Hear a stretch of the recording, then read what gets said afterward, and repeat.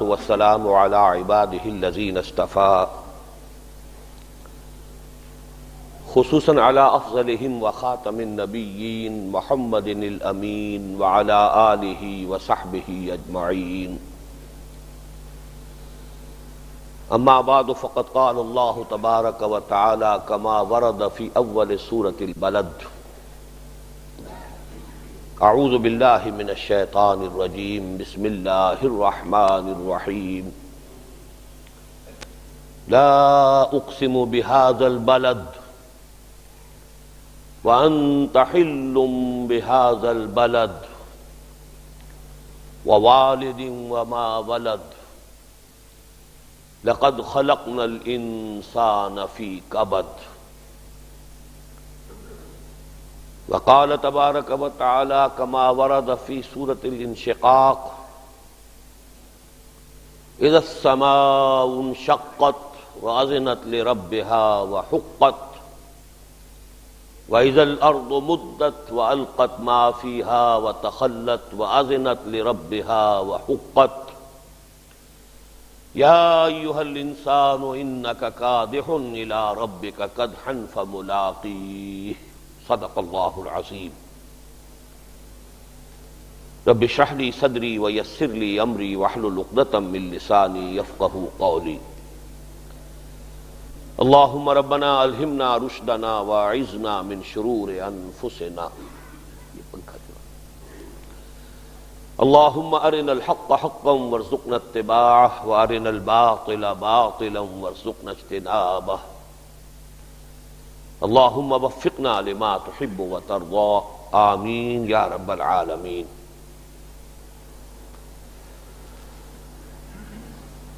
معزز حاضرین اور محترم خواتین، آپ میں سے جن کے نگاہوں سے آج کے اس خطاب جمعہ کی جو اخباری اطلاع ہے وہ گزری ہے، ان کے علم میں ہے کہ میرا آج موضوع ہے بگڑتے ہوئے ملکی اور عالمی حالات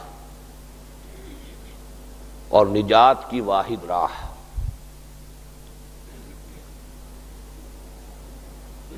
جہاں تک پاکستان کے موجودہ حالات کا تعلق ہے، ویسے تو میں سمجھتا ہوں کہ ہر شخص کو اب احساس ہے، کوئی زیادہ حساس ہونے کی ضرورت نہیں ہے، شعور اور ادراک کے حامل ہونے کی ضرورت نہیں ہے. ہر شخص جانتا ہے کہ حالات نہایت پریشان کن. ایک طرف سیاسی ابتری ہے جو اس انتہا کو پہنچ چکی ہے کہ اگرچہ پوری قوم اس پر متفق تھی کہ مارشل لاء ایک بہت بڑی برائی ہے، بہت بڑی برائی ہے، اور تقریباً اس پر اجماع ہوتا رہا ہے تمام سیاستدانوں کا بھی، اور چیف مارشل لاء ایڈمنسٹریٹر بھی کہتے رہے ہیں کہ اب اگر مارشل لاء لگا تو ملک ختم ہو جائے گا.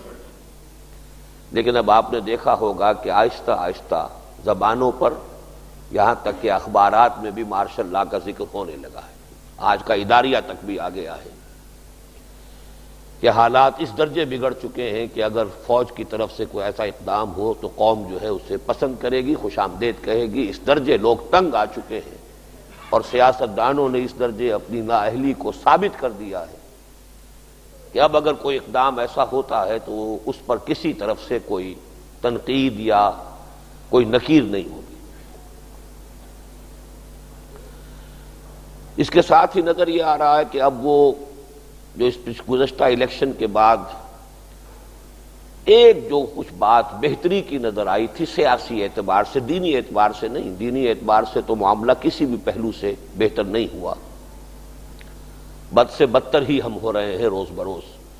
خالص سیاسی اعتبار سے ایک بہتری نظر آئی تھی کہ یہ کہ چونکہ ہمارے ہاں ابھی تک نظام وہ پارلیمانی سیاست کا نظام چل رہا ہے، تو اس جمہوری نظام کے لیے ضروری ہے 2 پارٹی سسٹم، 2 پارٹیز مضبوط ہوں، چھوٹے چھوٹے گروپ نہ ہوں. اس سے ہمیشہ عدم استحکام ہوتا ہے. ایک مینڈک ادھر پھدک گیا تو وہ حکومت ختم ہو گئی، ادھر سے ادھر آ گئے تو وہ پھر تبدیلی آ گئی. تو یہ چھوٹی پارٹیاں جو ہیں اس کے بجائے 2 پارٹیاں ہوں، ایک کے پاس حکومت ہے، دوسری مضبوط اپوزیشن ہو. یہ بہتری کی صورت پیدا ہوتی کچھ نظر آ رہی تھی. کہ کم سے کم دو پارٹیاں، اب اپوزیشن کی مسلم لیگ بھی ظاہر بات ہے کہ ایک مضبوط پارٹی کی حیثیت سے اس نے اپنا لوہا منوایا، یہ نہیں ہے کہ اس میں ٹوٹ پھوٹ ہو رہی ہو فوری طور پر، لیکن یہ کہ اس کے جو بھی اگلا مسئلہ تھا کہ جس کے پاس حکومت آ گئی ہو اس کو حکومت کرنے دی جائے کچھ عرصے کے لیے، اور اپوزیشن تیاری کرے، تنقید بھی کرے، لیکن ساتھ یہ ہے کہ ایک اپوزیشن کا جو مثبت رول ہوتا ہے ملک میں اس کو ادا کرے، جس کو آپ کہتے ہیں کہ کرکٹ کھیلی جاتی ہے تو بھی قواعد و ضوابط سے، رولز آف دی گیم ہوتے ہیں، فٹ بال کھیلی جاتی ہے تو اس کے اپنے گیمز کے رول ہیں، اسی طرح اس پولیٹیکل گیم کے بھی کچھ قواعد و ضوابط ہیں، لیکن معلوم ہوا کہ اس کے لیے ہماری جماعتیں تیار نہیں ہیں۔ اس حوالے سے صورتحال اب پھر آ رہی ہے، پھر وہ چھوٹے چھوٹے گروپ ملا کر متحدہ محاذ، پاکستان کی تاریخ کا یہ ایک سرکل ہوتا ہے، کوئی ایک حکومت بنتی ہے، ایک دو سال چار سال اس کو کام کرنا، 4 سال تو خیر اب سوال ہی نہیں رہا، پھر اس کے بعد وہ سب گروپ جمع ہو جاتے ہیں اس کی ٹانگ گھسیٹنے کے لیے، ٹانگ گھسیٹنے کے لیے جمع ہو سکتے ہیں اس ملک کے اندر، اور ہمیشہ ہوئے ہیں، چاہے وہ ایوب خان کی ٹانگ گھسیٹنی تھی یا پھر بھٹو کی ٹانگ گھسیٹنی تھی، جس کی ٹانگ گھسیٹنی ہو سب جمع ہو جائیں گے، لیکن اس کے بعد ٹانگ گھسیٹنے کے بعد پھر اب کیا کریں، پھر سب جو ہے جدا ہوں گے، معلوم ہوتا ہے کہ پھر چکر کھا کر فل سرکل میں پھر ہماری سیاست ادھر جا رہی ہے، پھر متحدہ محاذ والا مسئلہ بن رہا ہے، بہرحال اس سے بھی کسی خیر کی توقع نہیں۔ معاشی بدحالی،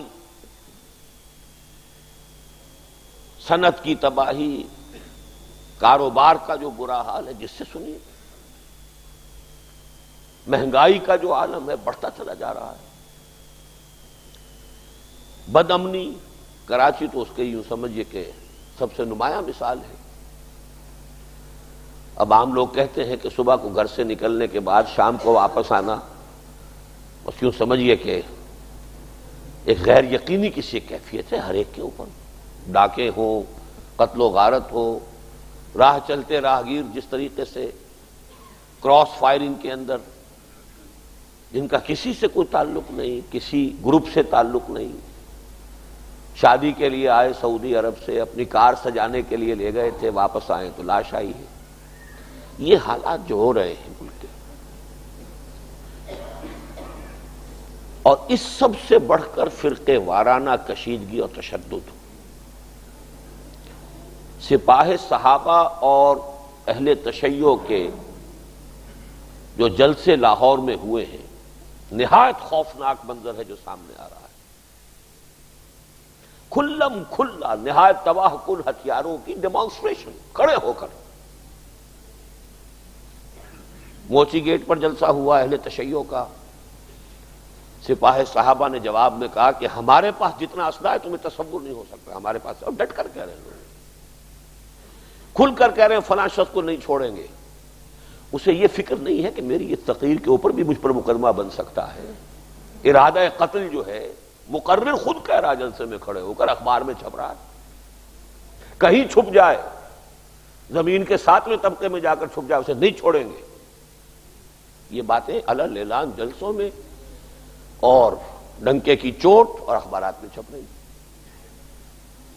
اسلحہ کے انبار ہے، کیا ہوگا یہ اگر ایک دفعہ کوئی چنگاری اس بارود کے اندر کہیں پڑ گئی، کس قسم کا تصادم ہوگا، اور اس کا ایک پس منظر ہے وہ میں بعد میں عرض کروں گا۔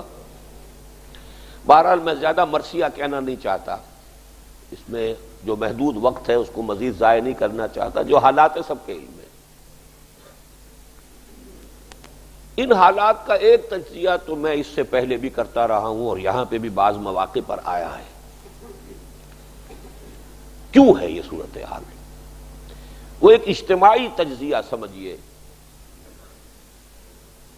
میں ایک جملے میں کہا کرتا ہوں کہ یہ ایک عقدہ لا ینحل ہے، پاکستان کے وجود کے ساتھ وابستہ ہے، ڈائلیما ہے، ڈائلیما آف پاکستانز ایگزسٹنس، وہ ڈائلیما یہ ہے کہ ہم نے ایک ملک بنایا جس کی کوئی بنیاد اسلام کے اور مذہب کے سوا نہیں، اور اس اسلام اور مذہب کو ہم نے یہاں قائم نہیں کیا، نتیجہ جو نکلنا چاہیے وہی سامنے ہے۔ اس ملک کی کوئی بنیاد، کوئی جواز، تقسیم ہند کا کوئی جواز تھا مذہب کے سوا، اسلام کے سوا؟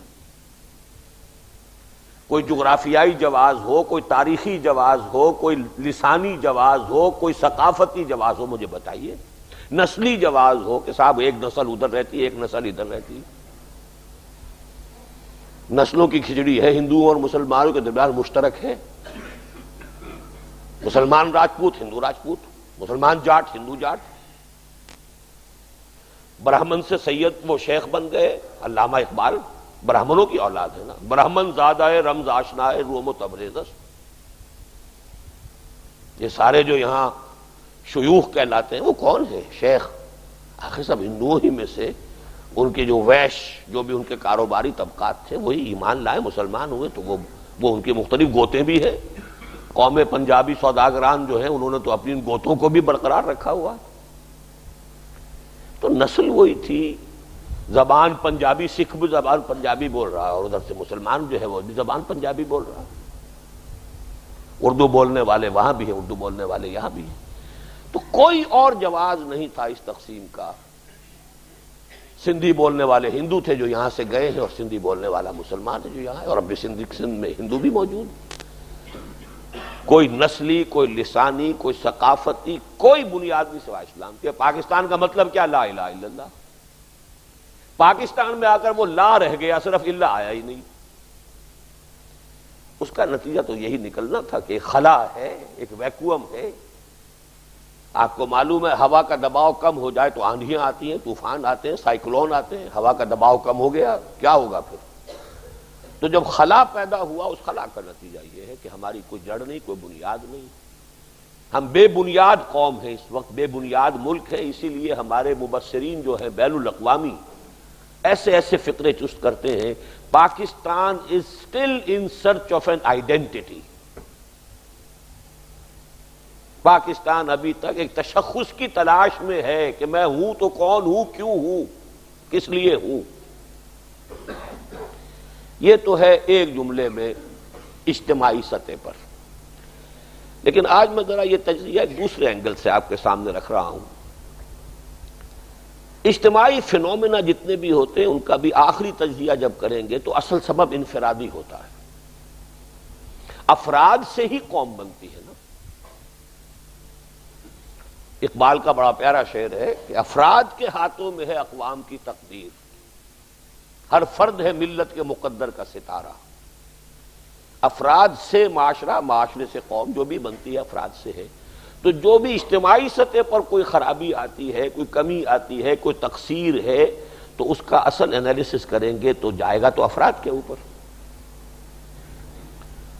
اور وہ شعر بھی سامنے لے آئیے کہ فطرت افراد سے اغماض بھی کر لیتی ہے، نہیں کرتی کبھی ملت کے گناہوں کو معاف۔ جب کوئی خرابی افراد سے اتنی بڑھ جائے کہ اجتماعی سطح پر اب اس کا ظہور ہو، پھر سزا ملتی ہے۔ افراد کا معاملہ اللہ تعالیٰ کے ہاں آخرت میں جا کر ہو جائے گا، کلہم آتی ہے یوم القیامت فردا، وہاں عدالت خداوندی میں تو ہم میں سے ہر شخص کی پیشی انفرادی طور پر ہوگی۔ تم اپنا حساب کتاب لاؤ، ہم نے تمہیں یہ دیا، یہ دیا، یہ دیا، اپنا حساب پیش کرو، وہاں انفرادی ہے۔ لیکن قوموں کے سطح پر معاملات یہاں طے ہوتے ہیں۔ فطرت افراد سے اغماض بھی کر لیتی ہے، لیکن وہ کرتی ہے اس دنیا میں۔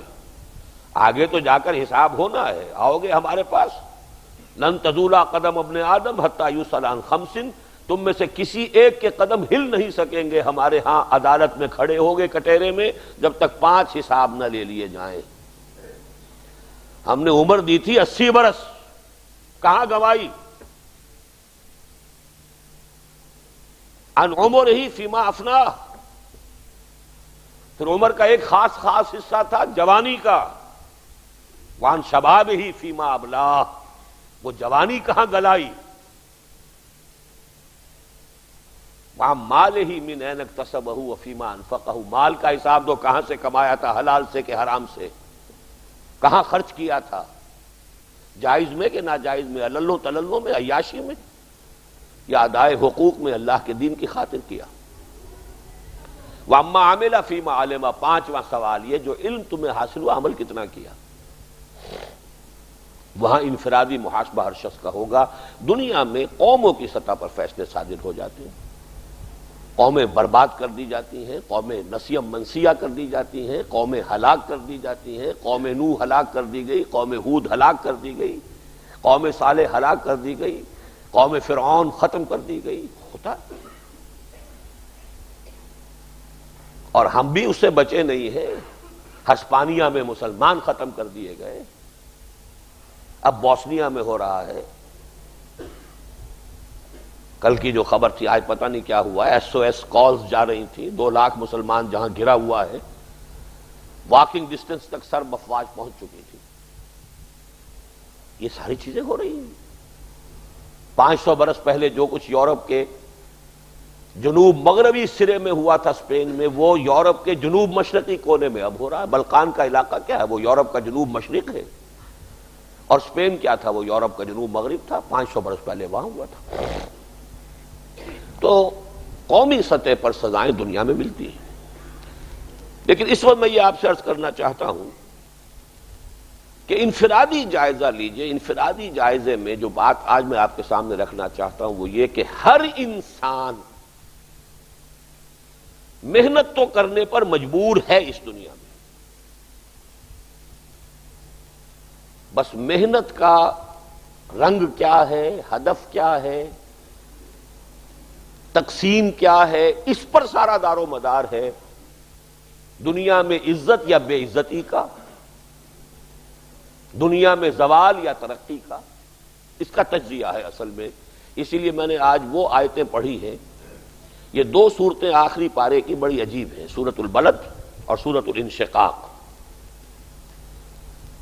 سورۃ البلد میں پہلے 3 آیتوں میں اللہ تعالی نے قسمیں کھائیں، لا اقسم بہذا البلد وانت حل بہذا البلد ووالد وما ولد۔ مقسم علیہ جس پر قسم کھائی گئی وہ کیا ہے؟ لقد خلقنا الانسان فی کبد، ہم نے انسان کو محنت اور مشقت ہی میں پیدا کیا۔ محنت، مشقت، تکلیف، محنت یہ ہر انسان کا مقدر ہے، کرنی ہی ہے۔ فرق صرف یہ ہوتا ہے کہ کسی کی مشقت اور محنت جسمانی زیادہ ہے، اینٹیں ڈھو رہا ہے غریب، کسی چلا رہا ہے، کسی کی محنت مشقت ذہنی زیادہ ہوتی ہے، بیٹھا ہوا تو ہے آرام کرسی پر، ریوالونگ چیئر ہے بڑی آرام دہ، لیکن اس کی جو ذہنی مشقت جو وہ کر رہا ہے،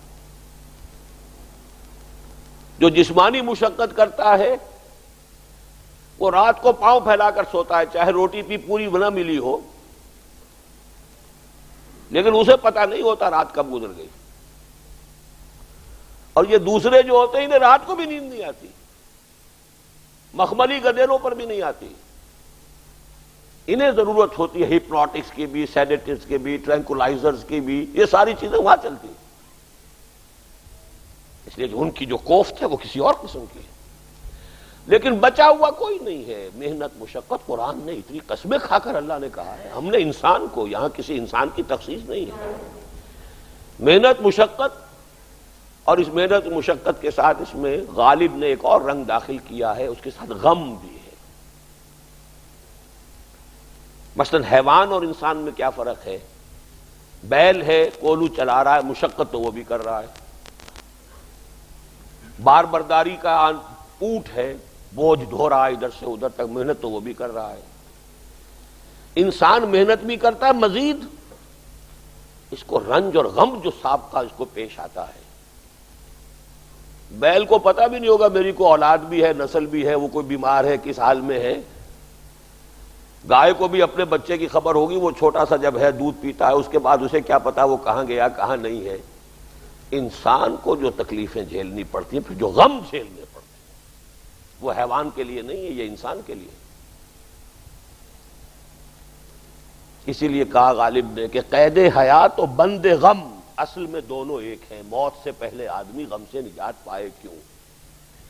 تو یہ مشقت اور غم دونوں کو شامل کر لیجئے۔ انسان کا معاملہ حیوان سے بدتر ہے اس پہلو سے۔ کبھی کسی بیل کو اونٹ کو وہ صدمہ نہیں ہوا ہوگا کہ بیٹا نے سینے تان کر کہا ابا جان آپ چھوڑیے، آپ کیا باتیں کرتے ہیں، آپ دقیانوسی باتیں کرتے ہیں، اب زمانے کا رنگ بدل گیا۔ وہ جو بوڑھے باپ کو جو اس وقت صدمہ پہنچتا ہے، یہی ہے وہ جس پر میں نے اپنی جوانی کھپائی ہے، جس میں نے اپنے آپ کو انویسٹ کیا ہے۔ آج یہ میرے سامنے کھڑا ہو کر کیا کہہ رہا ہے؟ اور یہ تو میں نے بڑی ہلکی مثال دی ہے، گالیاں دینے والے بھی ہیں، ماں باپ کو قتل کرنے والے بھی ہیں۔ مرتا نہیں ہے بڈھا کہ یہ مرے تو مجھے یہ ساری جائیداد ملے اور مجھے آزادی حاصل ہو۔ تو یہ غم جو ہے، یہ معاملہ اس سورہ مبارکہ میں آیا ہے، لقد خلقنا الانسان فی کبد، ہم نے انسان کو مشقت ہی میں پیدا کیا، یہ اس کا مقدر ہے ہر انسان کا۔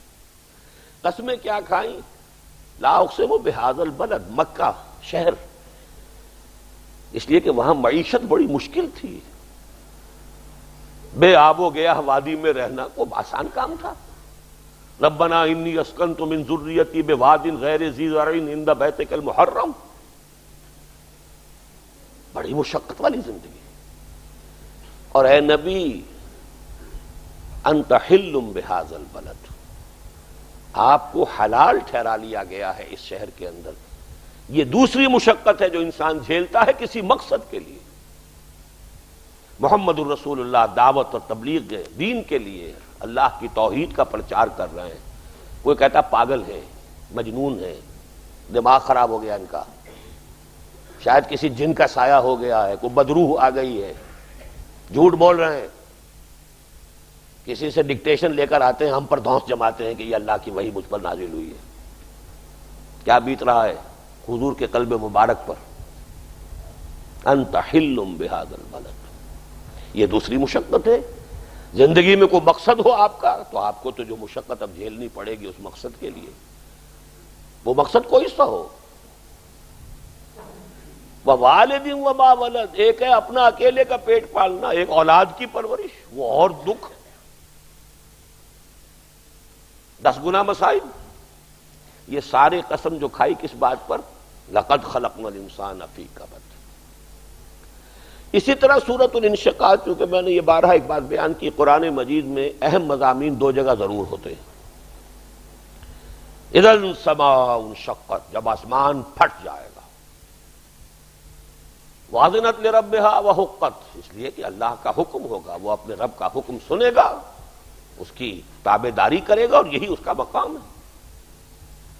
وَإِذَا الْأَرْضُ مُدَّتْ، اور جب زمین کو کھینچا جائے گا، وَأَلْقَتْ مَا فِيهَا وَتَخَلَّتْ، اور جو کچھ اس کے اندر ہوگا وہ باہر نکال پھینکے گی اور خالی ہو جائے گی۔ ہم بھی اسی کے پیٹ میں سے برآمد ہوں گے نا۔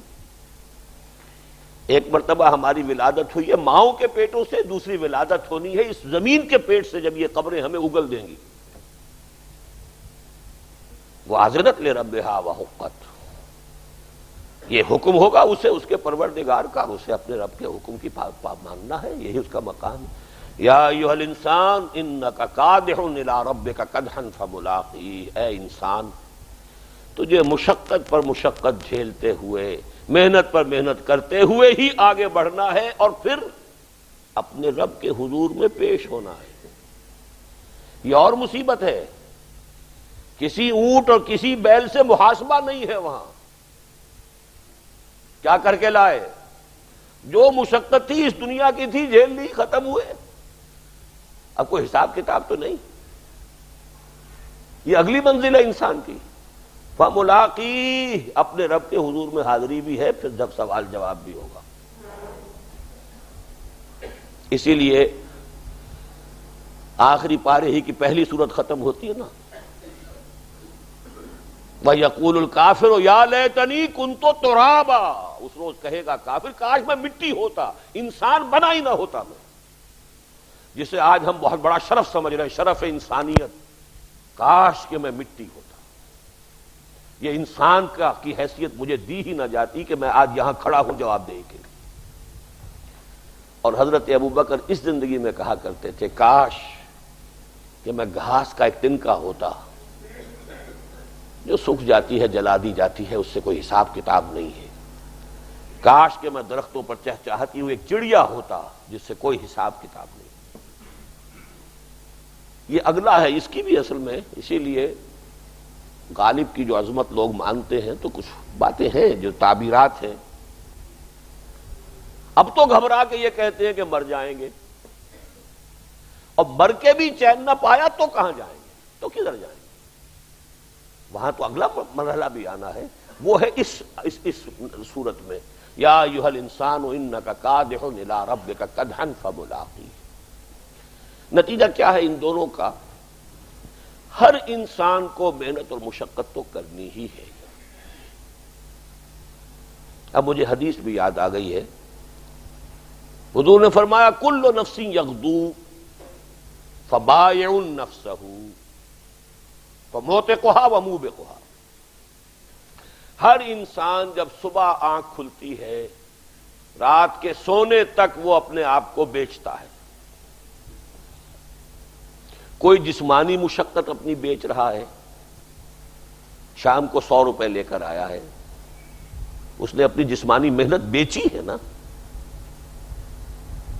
کسی نے اپنی ذہنی محنت، ذہنی صلاحیت بیچی ہے، چاہے وہ ڈاکٹر ہے، چاہے انجینئر ہے، کوئی اور ہے، وہ اپنی ذہنی صلاحیت بیچ رہا ہے بیٹھا ہوا اپنے کلینک میں، اپنے آفس میں. بائع نفسہ، اپنے آپ کو بیچتا ہے. یہ بیچنا تو ہر ایک کا ہے، ہر شخص بیچ رہا ہے اپنے آپ کو. کوئی بدبخت وہ ہے جو یہ ساری مشقت جھیل کر بھی رات کو جہنم لے کر آیا ہے گھر میں. مشقت بھی جھیلی اور لے کر بھی آیا آگ کے انگارے، اس لیے کہ حرام کاروبار کیا. کوئی وہ ہے جو اس مشقت کے بعد اپنے نفس کو جہنم کی آگ سے چھٹکارا دے کر آتا ہے. بیچا، جائز جگہ بیچا، جائز طریقے سے بیچا. بیچا اس نے بھی، محنت اس نے بھی کی، مشقت اس نے بھی کی، لیکن اس نے اپنی مشقت کے نتیجے میں اپنے آپ کو برباد کر لیا. موتقھا و موبقھا، موبقھا ہلاک کر لینے والا ہے اس کا، اور موتقھا چھڑا لینے والا، گردن آزاد کر لینا جہنم سے، آگ سے. بہرحال اس کا اصل جو ہے، یہ تو بات لمبی ہو گئی. جو دوسرا نقطہ ہے اس میں وہ یہ ہے، یہ جو محنت ہم کر رہے ہیں، کبھی تجزیہ آپ نے کیا کیوں کر رہے ہیں؟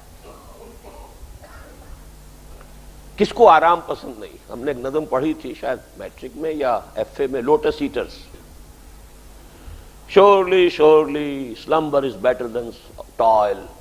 کون محنت کرنا چاہے گا؟ کیوں نہیں آرام کرنا چاہتے؟ کیوں صبح صبح نکل کے آپ کھجل خار، جس کو پنجابی لہجے میں کہہ رہا ہوں، ہوتے سارا دن گھر میں بیٹھے آرام کریں، بال بچوں میں وقت گزاریں.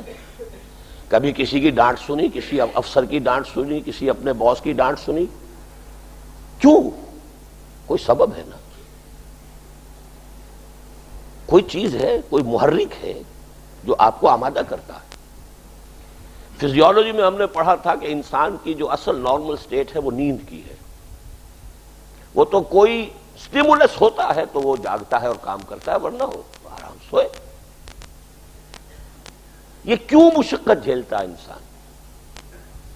کیوں یہ اینٹ ڈھونے والا اینٹ ڈھو رہا ہے؟ کیا اسے پسند ہے یہ مشقت؟ کیوں کر رہا ہے؟ اس کا تجزیہ کیجئے. 6 محرکات عمل ہیں انسان کے لیے. یہ 3 جمع 3 2 حصے سے کر لیجئے. 3 محرکات وہ ہیں جس کا زوردار تقاضا ہمارے اندر سے نکلتا ہے. کسی کو کہنے کی ضرورت نہیں ہے، کوئی واعظ کی ضرورت نہیں، نصیحت کی ضرورت نہیں، تبلیغ کی ضرورت نہیں، وہ تو اندر کا تقاضا ہے. پیٹ کھانے کو مانگتا ہے تو وہ مٹی ڈھوئے گا یا اینٹیں ڈھوئے گا، کسی چلائے گا، کچھ کرے گا، اس لیے کہ اس کا تقاضا اندر سے ہے. کسی کو کچھ کہنے کی ضرورت نہیں، اس میں تبلیغ کی ضرورت نہیں. کس پر احسان دھرے گا؟ کسی پر احسان نہیں دھر سکتا، وہ تو اس کا اپنا تقاضا ہے. ایک جنسی تقاضا ہے، شادی کرے گا، ہر شخص کرے گا. کبھی آپ نے واعظ سنا ہے شادی ضرور کرو؟ ہر ایک کرتا ہے، کچے دھاگے سے بندھے سب کرتے چلے جا رہے ہیں، حالانکہ پتا ہے ایک پیٹ کو پالنا کہاں اور کہاں ایک خاندان کا بوجھ اٹھانا. بچوں کا پالنا، راتوں کی نیندیں اپنی حرام ہوگی، بچہ بیمار ہے. آپ نے دیکھا ہوگا بیچاری کوئی خاتون برقع پوش، ایک ہاتھ میں بچے کو لیا گودی میں، ایک میں شاید کوئی اور بچہ بھی ہو کہ جس کی انگلی پکڑی ہوئی ہو، اور کوئی بوتل دوا کی لی ہو، اور ڈاکٹر کے کسی کے ہاتھ 3 گھنٹے کھڑی ہو، یا ہسپتال میں کھڑی ہو کسی جگہ پر، اس کی باری بھی نہیں آ رہی. کون اسے مجبور کر رہا ہے یہ مشقت جھیلنے پر؟ کیوں جھیل رہی ہو؟ یہ تو اندر کا تقاضا ہے. نہ کسی کو اور کو کچھ کہنے کی ضرورت، نہ کسی پریشان کر سکتا. یہ تقاضے جو اندر کے ہیں، ہر شخص مکان بناتا ہے، جھونپڑی بنائے تو، محل بنائے تو بنائے گا، کوئی ضرورت ہی نہیں کہنے کی کہ بناؤ، سب بنا دو. ہر ایک کو فکر ہے اس کی. یہ تقاضے 3 جس کو کبھی ہمارے ہاں ایک نعرہ بنا تھا نا، روٹی کپڑا اور مکان، یہ نعرہ وہ ہے جو ہر بارود انسان کے اندر موجود ہے. اس بارود کو صرف چنگاری دکھانے کی ضرورت تھی. وہ جو ابلیس سے کہلوایا اقبال نے، کیا امامان سیاست، کیا کلیسا کے شیوخ، سب کو دیوانہ بنا سکتی ہے میری ایک ہو. وہ ایک ہو پر، روٹی کپڑا مکان پر پوری قوم ناچنے لگی تھی کہ نہیں؟ کیوں ناچی تھی؟ اس لیے کہ اس کے اپنے اندر وہ بارود تو اندر تھا نا، اسے تو صرف یہ فتیلہ ہی دکھانا تھا. یہاں ایک نقطہ جو ہے بہت اہم ہے.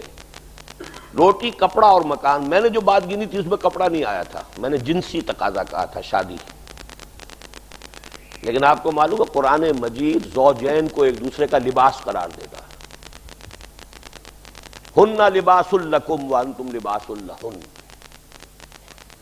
وہ تمہارے لیے بمنزلہ لباس ہے، تم ان کے لیے بمنزلہ لباس ہو. تو بات وہی بن گئی، روٹی کپڑا اور مکان کی. بنیادی تقاضے یہی ہیں کھانے کو. جنسی تقاضا جس کے تحت شادی ہے، گھرستی ہے، بیوی بچوں کا معاملہ ہے، کھکیڑ سارا بول آدمی لیتا ہے. پھر کوئی گھروندا، کوئی چھت جو ہے سر کے اوپر ہونی ضروری ہے، کوئی رین بسیرا ہونا ضروری ہے. یہ 3 تقاضے میں نے گنوا دیے جس کے اندر سے ابھرنے والے تقاضے ہیں ہر شخص. اب آپ جائزہ لیجئے اپنی بدقسمتی سے، شاید ہم تو سب کے سب الا ماشاءاللہ 100% ساری انرجی انہی 3 کاموں پہ لگا رہے ہیں نا. ساری انرجی ہماری، سارا وقت ہمارا انہی 3 چیزوں کے نتیجے میں لگ رہا ہے. البتہ 3 تقاضے اور ہیں، ان کا تعلق ہے انسان کے شعور سے، عقل سے، فہم سے، ادراک سے. اسی لیے اس کے لیے کچھ سمجھانا بھی پڑتا ہے، کہنا بھی پڑتا ہے، پرسویشن بھی ہوتی ہے، نصیحت بھی ہوتی ہے، تذکیر کی بھی ضرورت ہے، یاد دہانی کی بھی ضرورت ہے. جس کے اندر تقاضا نہیں ہے تو اس کے لیے بہرحال کچھ کہنا، سننا، یاد دلانا. تذکیر کے معنی یاد دینا، بھائی یہ بھی ذمہ داریاں ہیں تمہاری. روٹی کپڑا مکان ہی نہیں ہے اور کچھ بھی ذمہ داریاں ہیں. وہ 3 ذمہ داریاں کیا ہیں؟ میں اس کو چونکہ جنرلائز کر رہا ہوں ایک بنیادی فلسفے کی حیثیت سے. سب سے پہلے یہ کہ آپ کسی ملک میں رہتے ہیں، وہ آپ کا وطن ہے، اس کی عزت آپ کی عزت ہے، اس کی ذلت آپ کی ذلت ہے. اگر قوم کے افراد میں، رہنے والے لوگوں میں کسی ملک کے اپنی توانائی اور قوت اور صلاحیت کا کوئی حصہ وطن اور ملک کے لیے ڈیووٹڈ نہیں ہوگا، ملک کمزور ہوگا، ملک غلام ہو جائے گا، یا کسی کی گھڑی کی مچھلی بن کر رہ جائے گا، کسی کا پیراسائٹ جو بھی آپ اسے کہیں طفیلی بن کر رہ جائے گا. اس کی عزت نہیں ہوگی، وقار نہیں ہوگی. جب تک کہ ملک کے لیے بھی آپ کو یہ پتہ نہ ہو کہ کوئی ذمہ داری میری ہے، میرے وقت کا، میری صلاحیت کا، میری توانائی کا، میری ذہانت کا، میری فطانت کا کچھ حصہ اگر نہیں ہوگا اس ملک کے رہنے والوں کی اس محنت اور صلاحیتوں میں کوئی حصہ ملک کے لیے، تو ملک جو ہے کمزور ہوگا، ضعیف ہوگا، اس کی یکجہتی نہیں رہے گی، اس کے ٹکڑے ہوں گے، یا وہ غلام ہوگا، یا کسی کا طفیلی بنے گا، اس کی کوئی عزت نہیں ہوگی دنیا میں. پہلا معاملہ یہ ہے. دوسرا معاملہ جسے آپ قوم کہتے ہیں، کسی قوم کے آپ فرد ہیں. آج کل دنیا میں اگرچہ عام طور پر جو ہے وہ تصور ہے وطنی قومیت کا، ایک ملک میں رہنے والے ایک قوم ہے، لیکن یہ نظری بات ہے، حقیقت میں اس کی کوئی بنیاد نہیں۔ آج پاکستان میں کتنی قومیتیں ہو گئی ہیں،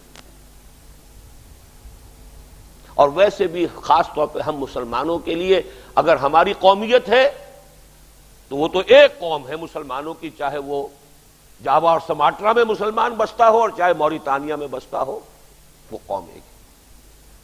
اپنی ملت پر قیاس اقوام مغرب سے نہ کر، خاص ہے ترکیب میں قوم رسول ہاشمی۔ لیکن اس قوم کی سربلندی، اس کی عزت، یہ بھی تو ہوگی تو افراد کے ذریعے ہوگی نا۔ قوم کے لیے کچھ ایثار ہو، کچھ قربانی ہو، کچھ اپنی صلاحیتوں کا، قوتوں کا حصہ قومی مقاصد کے لیے انسان صرف کر رہا ہو، تب تو قوم جو ہے سربلند ہوگی، باعزت ہوگی۔ ورنہ وہ حالی کا شعر، تن آسانیاں چاہیں اور آبرو بھی، وہ قوم آج ڈوبے گی گر کل نہ ڈوبی۔ قوم تو ڈوبے گی۔ تیسری چیز دین، مذہب یا نظریہ، کوئی شے لے لیجئے۔ دین کے لیے کوئی محنت ہوگی، کوشش ہوگی، قربانی ہوگی، ایثار ہوگا، اپنی کچھ صلاحیتوں کا حصہ وقف ہوگا تو دین سربلند ہوگا۔ نہیں ہوگا دین پامال ہو جائے گا، قدموں تلے آئے گا، دنیا اسے روندے گی۔ وہ دین جو بڑی شان سے نکلا تھا وطن سے، پردیس میں وہ آج غریب الغرباء ہے۔ شان سے کیوں نکلا تھا؟ محمد صلی اللہ علیہ وسلم والذین معہ رضی اللہ تعالی عنہم، انہوں نے محنتیں کی تھی، مشقتیں کی تھی، جانیں دی تھی، گھر بار چھوڑے تھے، اپنے بچوں کو مہاجرین نے ان بھیڑیوں کے رحم و کرم پر چھوڑا تھا مکے کے اندر۔ اکیلے اکیلے آ گئے تھے نا مدینے، کوئی فیملیز لے کر تو نہیں آئے تھے۔ اور کن کے رحم و کرم پر؟ وہ بھیڑیے جو مکے کے مشرک اور کافر بیٹھے ہوئے تھے، ابو جہل اور ولید بن مغیرہ اور ابی عقبہ ابن ابی معیط، ان کے رحم و کرم پر چھوڑ کر آ گئے۔ تب دین سربلند ہوا، دین کو عزت حاصل ہوئی، دین کا بول بالا ہوا۔ اور آج ذلیل کیوں ہے وہ دین؟ آج وہ ذلت کا نشان بن گیا ہے۔ کیوں؟ دین تو وہی ہے، یا دین میں کوئی فرق آ گیا؟ اس وقت دین کے علمبردار وہ تھے کہ جنہوں نے اپنی توانائیاں، قوتیں، جانیں، صلاحیتیں دین کے لیے وقف کی۔ آج ہم نہیں کرنے کو تیار۔ ہم میں سے اکثر کا سارا وقت لگتا ہے صرف اپنے ان 3 تقاضوں کو پورا کرنے۔ یہی وجہ ہے ملک بھی کمزور، قوم بھی ذلیل اور دین بھی پامال۔ پستی کا کوئی حد سے گزر نہ دیکھے، اسلام کا گر کر نہ ابھر نہ دیکھے، مانے نہ کبھی مد کے مد ہے ہر جزر کے بعد، دریا کا ہمارے جو اتر نہ دیکھے۔ اصل سبب آپ نے پہچان لیا۔ اب دیکھیے ایک بات میں اور کہہ رہا ہوں، ہم مسلمانان پاکستان اس زمین کے اوپر آسمان کے نیچے کی خوش قسمت ترین قوم تھے، ہیں نہیں۔ کس اعتبار سے تھے؟ ہمارے یہ تینوں تقاضے ایک بن گئے تھے۔ ہمارا وطن پاکستان وہ جو ابن اسلام ہے، اسلام کی بنیاد پر قائم ہوا۔ اسلام تیرا دیس ہے، تو مصطفی ہے، یہ مصرع، یہ الفاظ اپلیکیبل ہیں 100% پاکستان پر، کسی اور ملک پر نہیں، اس لیے کہ یہ تو وجود میں آیا ہے اسلام کے نام پر۔ ہماری قومیت اسلام، اپنی ملت پر قیاس اقوام مغرب سے نہ کر، خاص ہے ترکیب میں قوم رسول ہاشمی۔ ہمارا دین اسلام، ایک صرف اسلام کے لیے ہم کچھ کر لیتے تو ہمارے ایک تیر سے 3 شکار ہوتے۔ یہ ملک بھی مضبوط ہوتا، قوم بھی طاقتور ہوتی، باعزت ہوتی، سربلند ہوتی، اور دین کا بھی بول بالا ہوتا۔ اس کا ذرا آپ تقابل کیجئے۔ ایک بھارت کا مسلمان ہے، اس کا بھی ایک وطن ہے، کون سا وطن ہے اس کا؟ بھارت۔ وطن کی سربلندی اگر وہ چاہے اسے چاہنی چاہیے، اسی میں اس کا گھروندا ہے، کسی کی دکان ہے تو اسی میں ہے، بال بچے وہی ہیں، اس کی آپ دیکھیے جان کتنی ضیق میں ہے، اس کے دین کا تقاضا، اس کی قومیت کا تقاضا یہ ہے کہ اس کی ہمدردی پاکستان کے ساتھ ہوتی ہے، جبکہ اس کے وطن کا تقاضا یہ ہونا چاہیے کہ ہندوستان کے ساتھ ہو اس کی ہمدردیاں اور اس کی وفاداری۔ ایک طرح سے غداری کر رہا ہے اپنے ملک کے ساتھ وہ مسلمان جو رہتا بھارت میں ہے اور ویل وشر پاکستان کا ہے، غدار ہے کہ نہیں بھارت کا؟ یہی تو ہندو کہتا ہے وہاں، کھاتے یہاں کا ہو بجاتے وہاں کا ہو۔ حال ان کا یہ ہے کہ کرکٹ کا میچ ہو تو بیک اپ کریں گے پاکستانی ٹیم کو اور پھر مار کھائیں گے، پٹائی ہوتی ہے۔ کس درجے ضیق میں ہے؟ ہم وہ لوگ تھے کہ ہمارا ملک وہ بھی اسلام کی بنیاد پر، ہماری قومیت اسلام کی بنیاد پر، تقابل سے بات واضح ہوتی ہے۔ خوش قسمت ترین اس اعتبار سے کہہ رہا ہوں، ترکی میں جو بھی مسلمان ہے اس کے دین کا تقاضا کچھ اور کہتا ہے، اس کا دستور کچھ اور کہہ رہا ہے۔ سیکولرزم اتنا پختہ اصول ہے ان کے دستور کا کہ 2/3 میجورٹی بھی کبھی اسے چینج نہیں کر سکتی۔ پہلی 3 کلازز ان کے دستور کی وہ ہیں جن میں سیکولرزم یہ بھی شامل ہے، اس پہ کوئی آنچ آئی نہیں کہ فوج آئی نہیں، یہ دستور میں ہے۔ جیسے ہمارے ہاں بھی کبھی کہتے ہیں نا کہ فوج کا جو ہے دستور کے اندر فوج کا ایک رول معین ہونا چاہیے، اس کا مطلب کیا ہوتا ہے؟ ایک طرح کا جو ہے اس کا ماڈل جو ہے وہ ٹرکش کانسٹیٹیوشن ہے کہ 3 اس کی پہلی دفعات ایسی ہیں کہ اس پر آنچ آئے گی تو فوج فوراً آ جائے گی۔ کوئی یہ نہیں کہے گا کہ فوج نے کوئی غلط کام کیا ہے، فوج خالص دستور کے تقاضے کے طور پہ فوراً آ جائے گی اور گلا گھونٹ دے گی اس کا، جس طرح عدنان مینگرس کا پھانسی چڑھائی کہ نہیں۔ کہاں ہم پاکستانی مسلمان، ہمارے ملک میں قرارداد مقاصد دستور کا جز ہے۔ اب اگر کچھ نہیں کرتے تو میں مجرم ہوں، آپ مجرم ہوں، دستور تو نہیں روکتا آپ کو۔ اگر آپ کے سامنے صرف اپنا گھر اور اپنے خاندان اور اپنا فرنیچر اور اپنا مکان اور اپنا جو ہے فرنیچر ہے، اس کے سوا کچھ ہے نہیں، تو مجرم کون ہے؟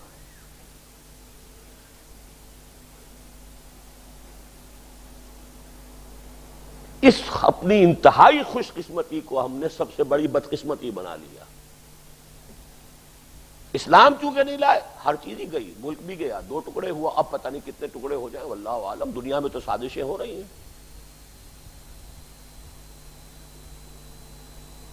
دنیا کے اپنے نقشے ہیں، اور دنیا کرے گی بھی تو کرے گی بھی آپ پر الزام دھر کر۔ فوج اب آئے گی تو الزام کس پر ہوگا؟ آپ کے اخبارات کہہ رہے ہیں کہ سیاستدانوں پر ہوگا، فوج پہ نہیں ہوگا۔ اور اگر کوئی بیرونی طاقتوں نے، اگر ہم نے اس ملک کو صومالیہ بنا دیا تو یو این کی پیس کیپنگ فورس آئے گی کہ نہیں آئے گی یہاں؟ اور یہ صومالیہ بننے میں دیر لگے گی یہاں؟ اگر شیعہ سنی کا سلسلہ پوری قوت کے ساتھ شروع ہو جائے، دوسرے جو بھی اور ہمارے ہاں بارود کی چنگاریاں موجود ہیں، بھڑکانے میں کیا دیر لگے گی باہر والوں کو؟ لیکن بارود تو ہم نے پیدا کر رکھا ہے نا یہاں، باہر والوں کو صرف بارود میں چنگاری ڈالنی ہوگی، ہر نوعیت کا بارود ہم فراہم کیے بیٹھے ہیں، وہ تو آئیں گے تو اب کیا کریں جی؟ یہ ملک ہے، اس کے اندر اتنا فساد ہے، اتنا ہنگامہ ہے، اتنا وہ ہے، خوریزی ہے، قحط کے آثار ہیں۔ ملک میں پیدا ہونے والی روئی جو ہے وہ امریکہ سے درآمد ہونے والی روئی سے زیادہ مہنگی ہو گئی ہو، ٹیکسٹائل ملیں آپ کی بند ہو رہی ہو، کیا ہوگا یہاں؟ در حقیقت یہ سارا معاملہ، اس کا اگر آپ تجزیہ کریں گے تو وہ یہی ہے، چونکہ لوگوں نے اپنا وقت، اپنی توانائی، اپنی صلاحیت، اپنی ذہانت وہ لگائی ہے صرف 3 کاموں پر: اپنی معاش، اپنا گھر،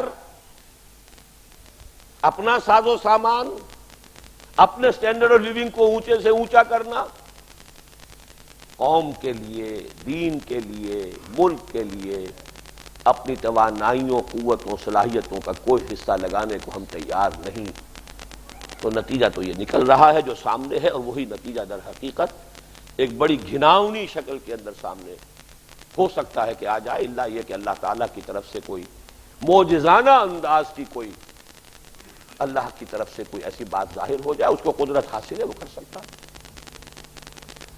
اب ان دونوں چیزوں کو جمع کیجئے، چاہے وہ اجتماعی طور پر ہم تجزیہ کریں تو کیا ہے کہ چونکہ اس ملک کی کوئی جڑ بنیاد، اس کا جواز بھی نہیں ہے اسلام کے سوا، وہ اسلام ہم نے یہاں پہ اب تک نہیں قائم کیا، نافذ کیا، لہذا یہ آندھیاں ہیں، طوفان ہیں، چاہے وہ قومیتوں کا ہو، چاہے وہ لسانیت کا ہو، چاہے وہ صوبائیت کا ہو، چاہے وہ قبائلیت کا ہو، چاہے وہ فرقے واریت کا ہو، یہ ساری چیزیں تو اس لیے ہوئی ہیں کہ آپ نے وہ اصل جو شے تھی اس کو نافذ نہیں کیا جس کے لیے یہ ملک بنایا ہے۔ لیکن جب ہم نیچے گئے تو تجزیہ کیوں نہیں وہ ہوا، میں اس سے پہلے اور بھی تجزیے پیش کرتا رہا ہوں، فلاں جماعت کی یہ غلطی ہے، فلاں جماعت، میں آج ذرا درمیان سے اس کو اومٹ کر رہا ہوں۔ جماعتیں بھی تو افراد سے مل کر بنتی ہیں، قوم بھی افراد سے مل کر بنتی ہے، تو اصل فائنل انالیسس میں تو معاملہ آئے گا افراد کے اوپر کہ وہ تجزیہ یہ ہے کہ ہم نے اپنے ساری محنت تو سب کر رہے ہیں، کون نہیں کرتا، لیکن محنت میں کیا آپ نے اس کی ایلوکیشن کیا کی، اپنے ٹائم، اپنی صلاحیت، اپنے وسائل، اپنی ذہانت، اس کی ایلوکیشن کیا ہے؟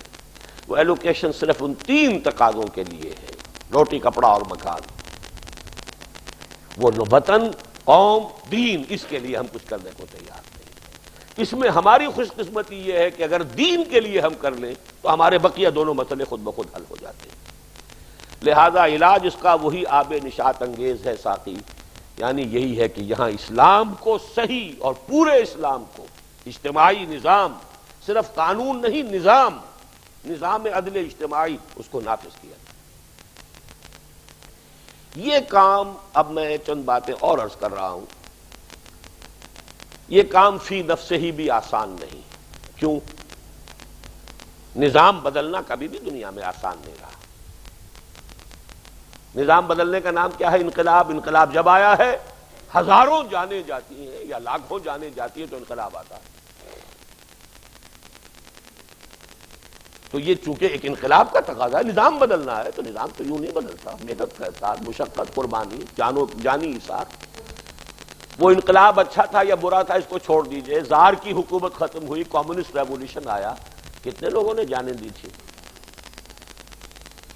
شاہ کی حکومت ختم ہوئی، علماء کی حکومت قائم ہو گئی ایران میں، جو بھی شیعہ علماء ہیں اپنے فقہ کے مطابق، کتنی جانیں دی تب ہوا۔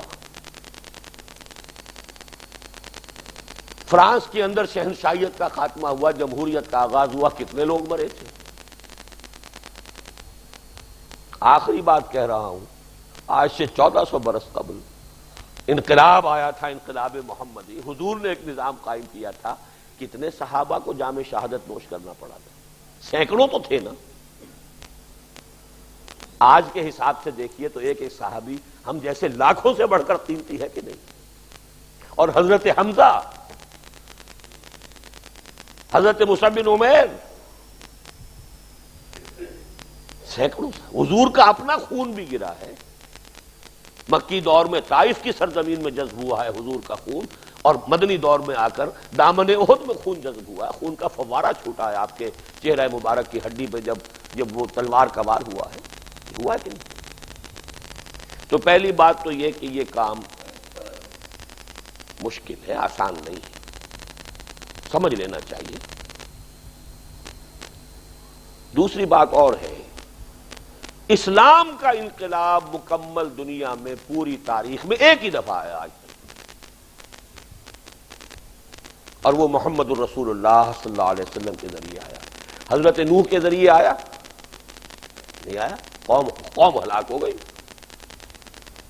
حضرت ہود کے ذریعے آیا، حضرت ابراہیم کے ذریعے آیا، کہیں نظام قائم ہوا، کہیں اسلامی حکومت قائم ہوئی۔ حضرت موسیٰ کے ذریعے ہے. حضرت موسیٰ دنیا سے چلے گئے، بعد میں ان کے جانشینوں نے وہ جو ہے چھوٹی چھوٹی سی حکومتیں قائم کی فلسطین میں. یوشع ابن نون وغیرہ نے حضرت موسیٰ کی زندگی میں نہیں کہیں نظام قائم. حضرت عیسیٰ وہ تو دشمنوں نے اپنے بس پر سولی پر چڑھا ہی دیا تھا، وہ اللہ نے اٹھا لیا آسمان پر. بہرحال انقلاب تو نہیں آیا، صرف ایک مرتبہ آیا، وہ محمد رسول اللہ صلی اللہ علیہ وسلم.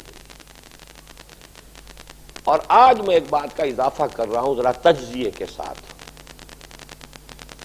3 پوائنٹس میں آپ کو دینا چاہتا ہوں. اب وہ انقلاب برپا کرنا حضور صلی اللہ علیہ وسلم کے زمانے کے مقابلے میں بھی کم سے کم 100 گنا زیادہ مشکل ہے. میں آپ کو دھوکہ نہیں دینا چاہتا، یہ کوئی آسان کام نہیں جس کے لیے دعوت دے رہا ہوں. مشکل ترین کام ہے دنیا.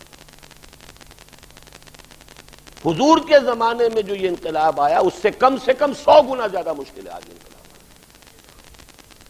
جو بات کہہ رہا ہوں پوری طرح علی وجہ البصیرت کہہ رہا ہوں. اس کی وجہ کیا ہے؟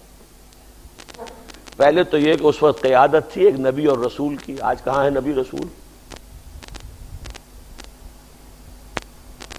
معصوم شخصیت جس کی وجود میں کوئی خطا کا گناہ کا کوئی سوال ہی نہیں، ہر وقت اللہ کی رہنمائی، کردار میں شخصیت میں شک کی گنجائش نہیں، دشمن بھی نہیں کہہ سکتا. ویسا لیڈر ملے گا آج؟ ناممکن. نمبر 2، اس وقت عرب میں جہاں آپ نے انقلاب برپا کیا کوئی مرکزی حکومت ہی نہیں تھی، کوئی سٹینڈنگ آرمیز ہی نہیں تھی. کیا ہوا ابھی مالا کنڈ میں؟ فوج نے پورے علاقے کو ایسا سیل کیا ہے کہ پرندہ بھی اندر پر نہیں مار سکتا تھا. پورا مالا کنڈ کا علاقہ سیل پاکستان سے. اور پھر جو کیا وہ تو جتنی خبریں آئیں وہی کم نہیں ہے، اور نہ معلوم کیا کچھ ہوا ہوگا، وہ تو ساری خبریں تو نہیں آتی. آرمی آپریشن ہے، پوری آبادیاں بلڈوز کی گئی ہیں، گھر جلا دیے گئے ہیں، بازار جلا دیے گئے ہیں.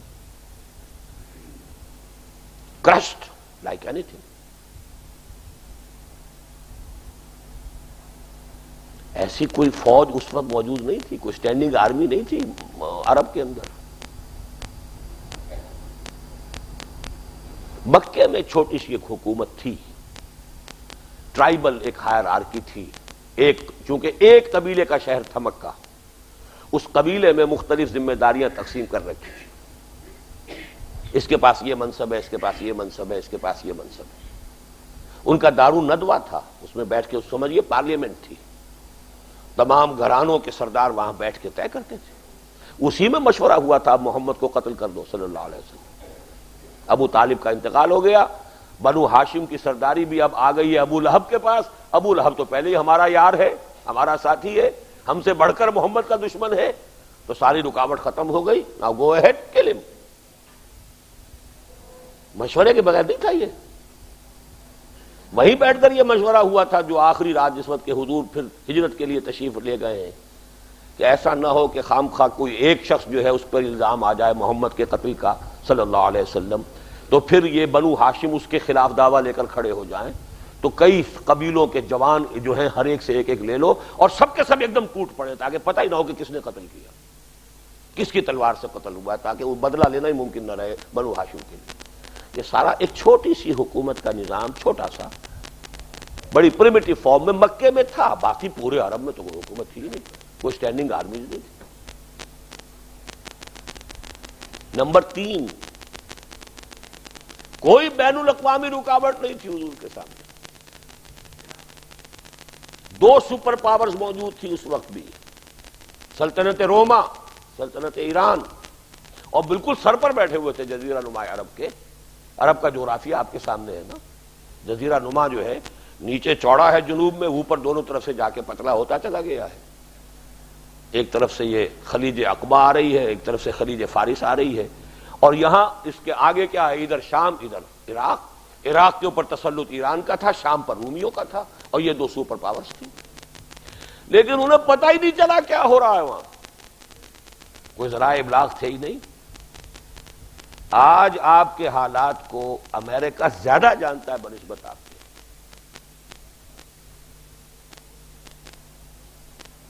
وہ جو بین الاقوامی سازش، اس کا تذکرہ میں بعد میں کروں گا. یہ کام میں نے جیسا کہا ہے آج بڑا علی وجہ البصیرت کہہ رہا ہوں، سوجھ بوجھ کے ساتھ کہہ رہا ہوں. پہلی بات میں نے کہا کہ ویسے ہی انقلاب کوئی آسان کام نہیں، چاہے وہ کمیونسٹ ریولوشن تھا ہزاروں جانوں کے بعد آیا، چاہے ایرانین ریولوشن تھا وہ ہزاروں جانیں دینے کے بعد آیا، کوئی بھی تھا جو فرینچ ریولوشن تھا ہزاروں جانیں گئی تب آیا. تو ریولوشن تو آسان کام ہے ہی نہیں. نمبر 2 اسلامک ریولوشن پوری تاریخ میں ایک ہی مرتبہ آیا اور آیا محمد رسول اللہ والذین معہ صلی اللہ علیہ وسلم ورضی اللہ تعالی عنہم اجمعین، ان کے ذریعے آیا. لیکن اب جو ہے یہ کام اس کے مقابلے میں کم سے کم 100 گنا زیادہ مشکل ہے. نمبر 1 اس لیے کہ اس طرح کی قیادت، اسپاٹ لیس کیریکٹر، ڈاؤٹ لیس کیریکٹر کہاں سے لائیں گے؟ بڑے سے بڑا آدمی ہو اس کے بارے میں بھی 10 باتیں کہی جا سکتی ہیں، 10 اعتبار سے خامی ہوگی، کمزوری ہوگی بالفعل ہوگی، یہ نہیں کہ جھوٹ کہا جا رہا ہے. نمبر 2 کم سے کم آپ کو ملکی سطح پر پلان کرنا پڑے گا، اور ملکی سطح پر بھی حکومت ہے، اور حکومت کن کی ہے؟ جاگیرداروں کی ہے، یا یہ آپ کہہ سکتے ہیں فوج کی ہے، اللہ اللہ خیر سن، اور کس کی ہے؟ ایک بہت بڑے جاگیردار کا پوتا آپ کا صدر ہے، سر جمال خان لغاری کا پوتا سردار فاروق احمد خان لغاری. ایک بہت بڑے جاگیردار کی پوتی آپ کی وزیر اعظم ہے، سر شاہ نواز بھٹو کی پوتی ہے کہ نہیں؟ حکومت ہے ان کی، اور فوج ان کے دست بستہ حاضر ہے، ان کی طرف سے حکم ہوگا جیسے کہ بھون کر رکھ دیا ہے مالا کنڈ میں، جب چاہے گی کر دے گی. اس میں مالا کنڈ والوں کی غلطی بھی ہے، یہ علیحدہ بات ہے. میں سارا بوجھ جو ہے حکومت پر یا فوج پر نہیں ڈال رہا. 2 سال پہلے میں گیا تھا مولانا صوفی محمد صاحب سے ملنے کے لیے، میں نے 2 باتیں کہی تھی. ایک، آپ اپنی اس انتہا پسندی کے اندر جو ہے اعتدال پیدا کیجئے. وہ بھی اصل میں ویسے میری طرح اس معنی میں کہ وہ بھی جماعت اسلامی سے نکلے ہوئے آدمی ہیں، جماعت سے علیحدہ ہوئے، لیکن میری علیحدگی سن 57 کی ہے، ان کی ابھی کو 5-7 سال پہلے کی ہے. لیکن دوسرا جو ہے قدر مشترک، وہ بھی اسی نتیجے پر پہنچے کہ الیکشن کے ذریعے یہاں کچھ نہیں ہو سکتا، لہذا جماعت سے علیحدہ ہوئے. اب انہوں نے ایک سلسلہ شروع کیا، لیکن ایک انتہا پسندی، جیسے ہمارے ہاں ایک اور بزرگ تھے جماعت اسلامی سے علیحدہ ہوئے تھے، ڈاکٹر عثمانی صاحب. اب وہ توحید کے لیے کام کرنا شروع کیا، لیکن انتہا پسندی اس درجے کہ مولانا اشرف علی تھانوی بھی مشرک، شاہ ولی اللہ بھی مشرک، فلاں بھی مشرک، تو سبھی مشرک ہیں. پھر تو وہ شرک کے فتوے انہوں نے اس تھوک کے حساب سے، وہ تو احمد ابن حنبل تک بات پہنچا دی. تو ان کے چچا داد بھائی توبہ کر کے علیحدہ ہوئے کہ اب یہاں سے تو بہرحال یہاں تک میری ہمت نہیں ہے. وہ ڈاکٹر کمال عثمانی صاحب جو ہے، تو یہ انتہا پسندی ہو جاتی ہے کچھ لوگوں میں. انہوں نے فتویٰ دے دیا الیکشن لڑنا حرام، الیکشن میں ووٹ دینا حرام. میں نے کہا خدا کے لیے آپ اتنی بڑی بات کہہ رہے ہیں تو آپ دوسرے علماء ہیں اس ملک میں، حلال حرام کا علم رکھنے والے مفتی حضرات ہیں، پہلے اپنی دلیل جا کر انہیں سمجھائیے، انہیں قائل کیجئے. ایک آدمی کھڑے ہو کر اتنا بڑا فتویٰ دے دے، یہ غلط بات ہے. انہوں نے نہیں مانی میری بات کہ نہیں میں اس کو صحیح سمجھتا ہوں، میں کہوں گا ٹھیک ہے کہیے. دوسرے میں نے کہا آپ نفاذ شریعت کی تحریک لے کر چل رہے ہیں، تو دیر اسے مالا کنڈ بھی نہیں تھی اس وقت تک، تو ان کے سامنے صرف سابق ریاست دیر کی حد تک تحریک تھی.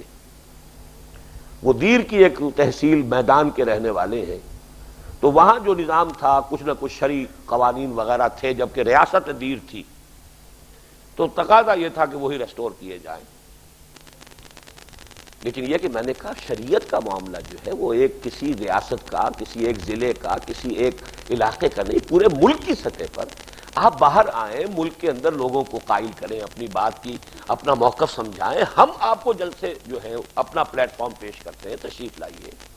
اس لیے کہ یہ ایک 80,000 کا جلوس اس سے پہلے لے کر نکلے تھے، وہ اس زمانے میں جبکہ بے نظیر پہلے وزیر اعظم بنی تھی.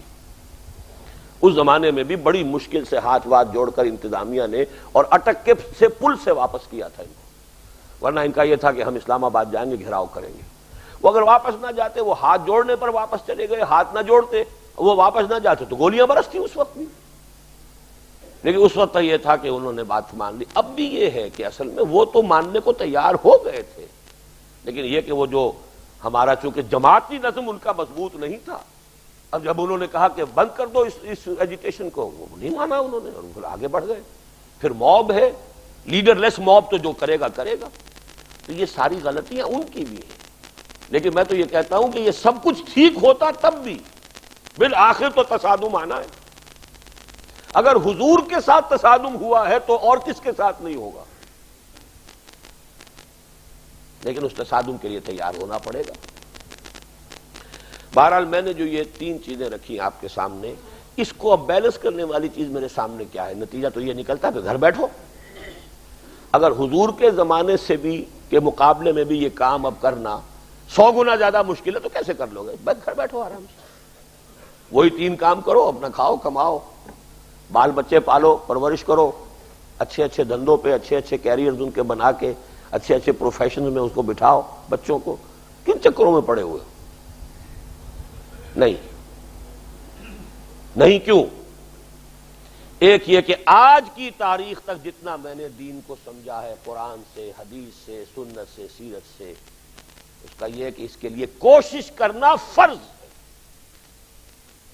ہو نہ ہو اس کی مجھ پر ذمہ داری نہیں۔ کوشش کرنا فرض ہے، اگر میں کوشش نہیں کرتا تو میں مجرم ہوں، آپ کوشش نہیں کرتے آپ مجرم ہیں۔ آپ کی نماز روزہ سب اللہ کے ہاں زیرو ہوگا اگر آپ یہاں دین کو قائم کرنے کی جد و جہد نہیں کریں۔ ابھی میں چند حضرات سے کہہ رہا تھا، وہ سود وود کی بحث ہو رہی تھی، یہ بینک کی ملازمت حرام ہے کہ حلال ہے، یہ فلاں۔ میں نے ایک بات سمجھائی، آپ بھی سمجھ لیجئے اسی درجے میں۔ حرام حلال کے مختلف معیارات اور مختلف لیولز ہیں۔ ایک لیول یہ ہے کہ کوئی شخص سور کھا رہا ہے یا شراب پی رہا ہے، ہر شخص کو پتا ہے یہ حرام چیز کھا رہا ہے یا حرام چیز پی رہا ہے۔ ایک یہ ہے کہ کھا تو رہا ہے وہ بکری کا گوشت، خریدا ہے کسی کی جیب کاٹ کے، تو حلال کھا رہا ہے کہ حرام کھا رہا ہے؟ بتائیں نا۔ حرام ہے، بکری کا گوشت ہے، لیکن اس نے خریدا ہے اس پیسے سے جو کسی کی جیب کاٹی۔ اچھا، اس نے خود تو جیب نہیں کاٹی، ڈاکوؤں کے ایک گروہ میں وہ ایک ڈرائیور کی حیثیت سے ملازم ہے، وہ جو کھا رہا ہے حلال کھا رہا ہے کہ حرام کھا رہا ہے؟ چوتھے درجے میں نظام باطل ہے، اللہ کی بغاوت پر قائم ہے، اس میں آپ دھندا کر رہے ہیں، کام کر رہے ہیں، اس کی ملازمت کر رہے ہیں، حلال کھا رہے ہیں کہ حرام کھا رہے ہیں؟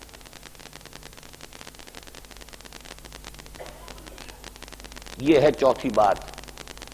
باطل کے غلبے میں سانس لینا بھی حرام ہے جب تک کہ انسان اس کو بدلنے کے لیے سرتوڑ کوشش نہ کرتا، اس باطل کے نظام میں پھلنے پھولنے کی کوشش نہ کرے، ناگزیر تقاضے زندگی کے جو ہیں ان کو صرف پورا کرے، اور ان کا بھی کفارہ ادا کرے۔ جو حرام میرے اندر گیا ہے، کفارہ یہ ہے کہ جو توانائی مجھے ملی ہے اس سے وہ میں اللہ تیرے دین کے لیے خرچ کر رہا ہوں، یہ کفارہ ہوگا اس کا۔ جیسے آپ سے گناہ ہو جاتا، کفارہ ہے کہ نہیں اس کا؟ کیونکہ آپ باطل کے نظام میں رہ رہے ہیں، حرام میں رہ رہے ہیں، آپ کا وجود، آپ کا ہر سانس حرام میں ہے۔ اس کا کفارہ یہ ہے کہ جو توانائی، جو قوت ہے لگاؤ اس کام کے لیے کہ یہ نظام بدلے۔ اس اعتبار سے سمجھیے حلال اور حرام کو، مجھ سے تو یوں سمجھیے آپ، باقی فتوے علماء سے آپ لیا کیجیے، میرا حلال حرام جو ہے وہ مختلف ہے۔ تو پہلی بات تو یہ ہے کہ اس پر میں اس لیے کرنے پر مجبور ہوں کہ یہ میرا فرض ہے، اور دوسری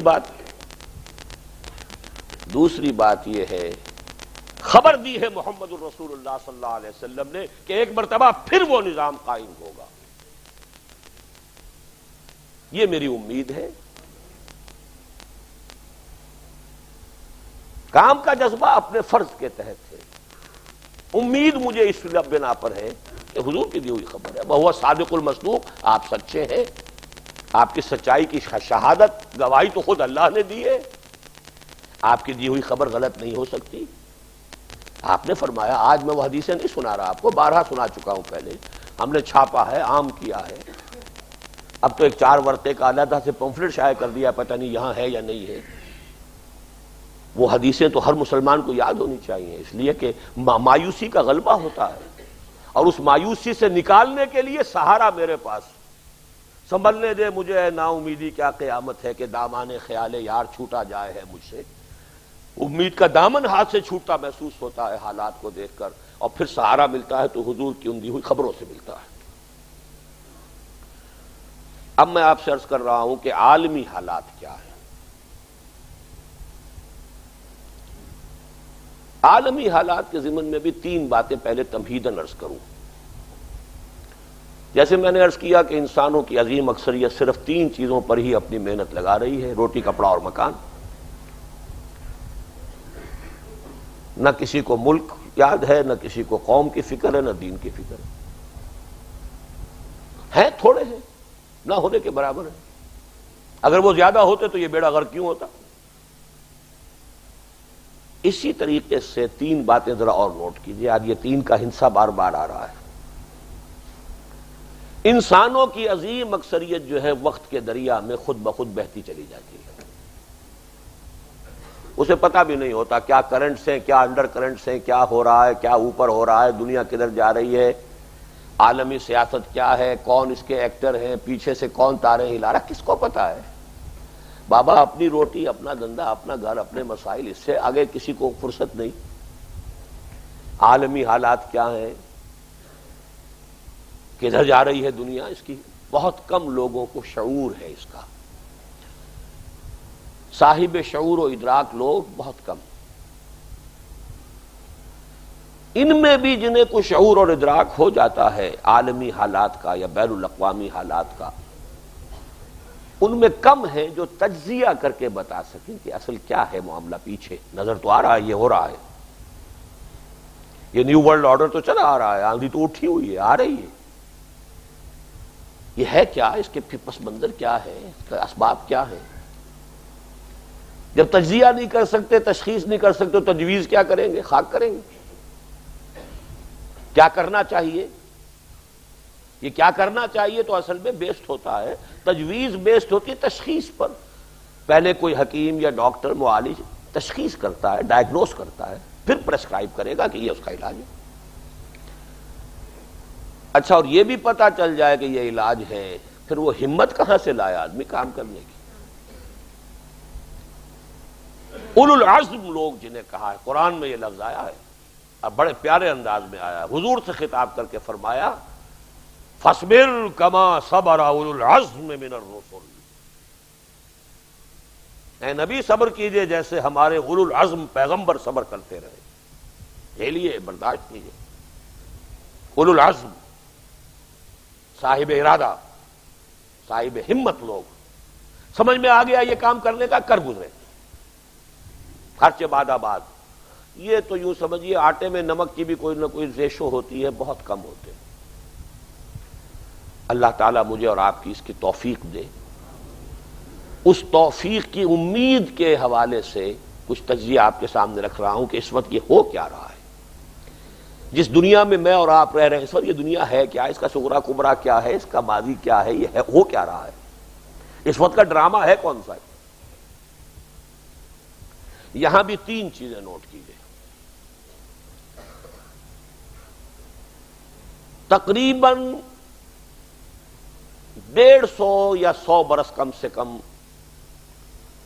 اس عرصے سے اس پوری دنیا پر ایک عالمی تہذیب کا غلبہ ہو چکا ہے. It's a global civilisation.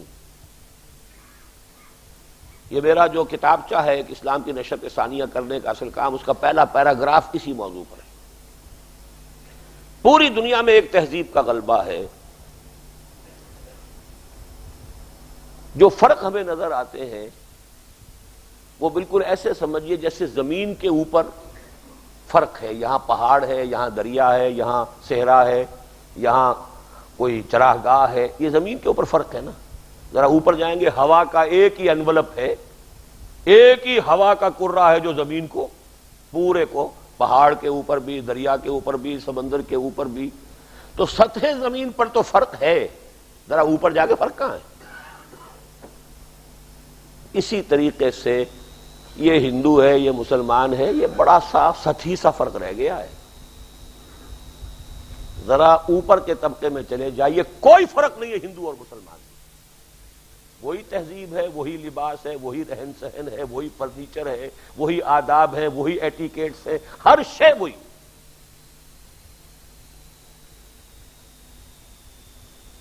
Japan میں جا کے دیکھ لیجئے، وہی تہذیب، وہی تمدن، وہی سارا اٹھنا بیٹھنا، وہی لباس. اوپر کے طبقات سب ایک، فرق کچھ نیچے ہے.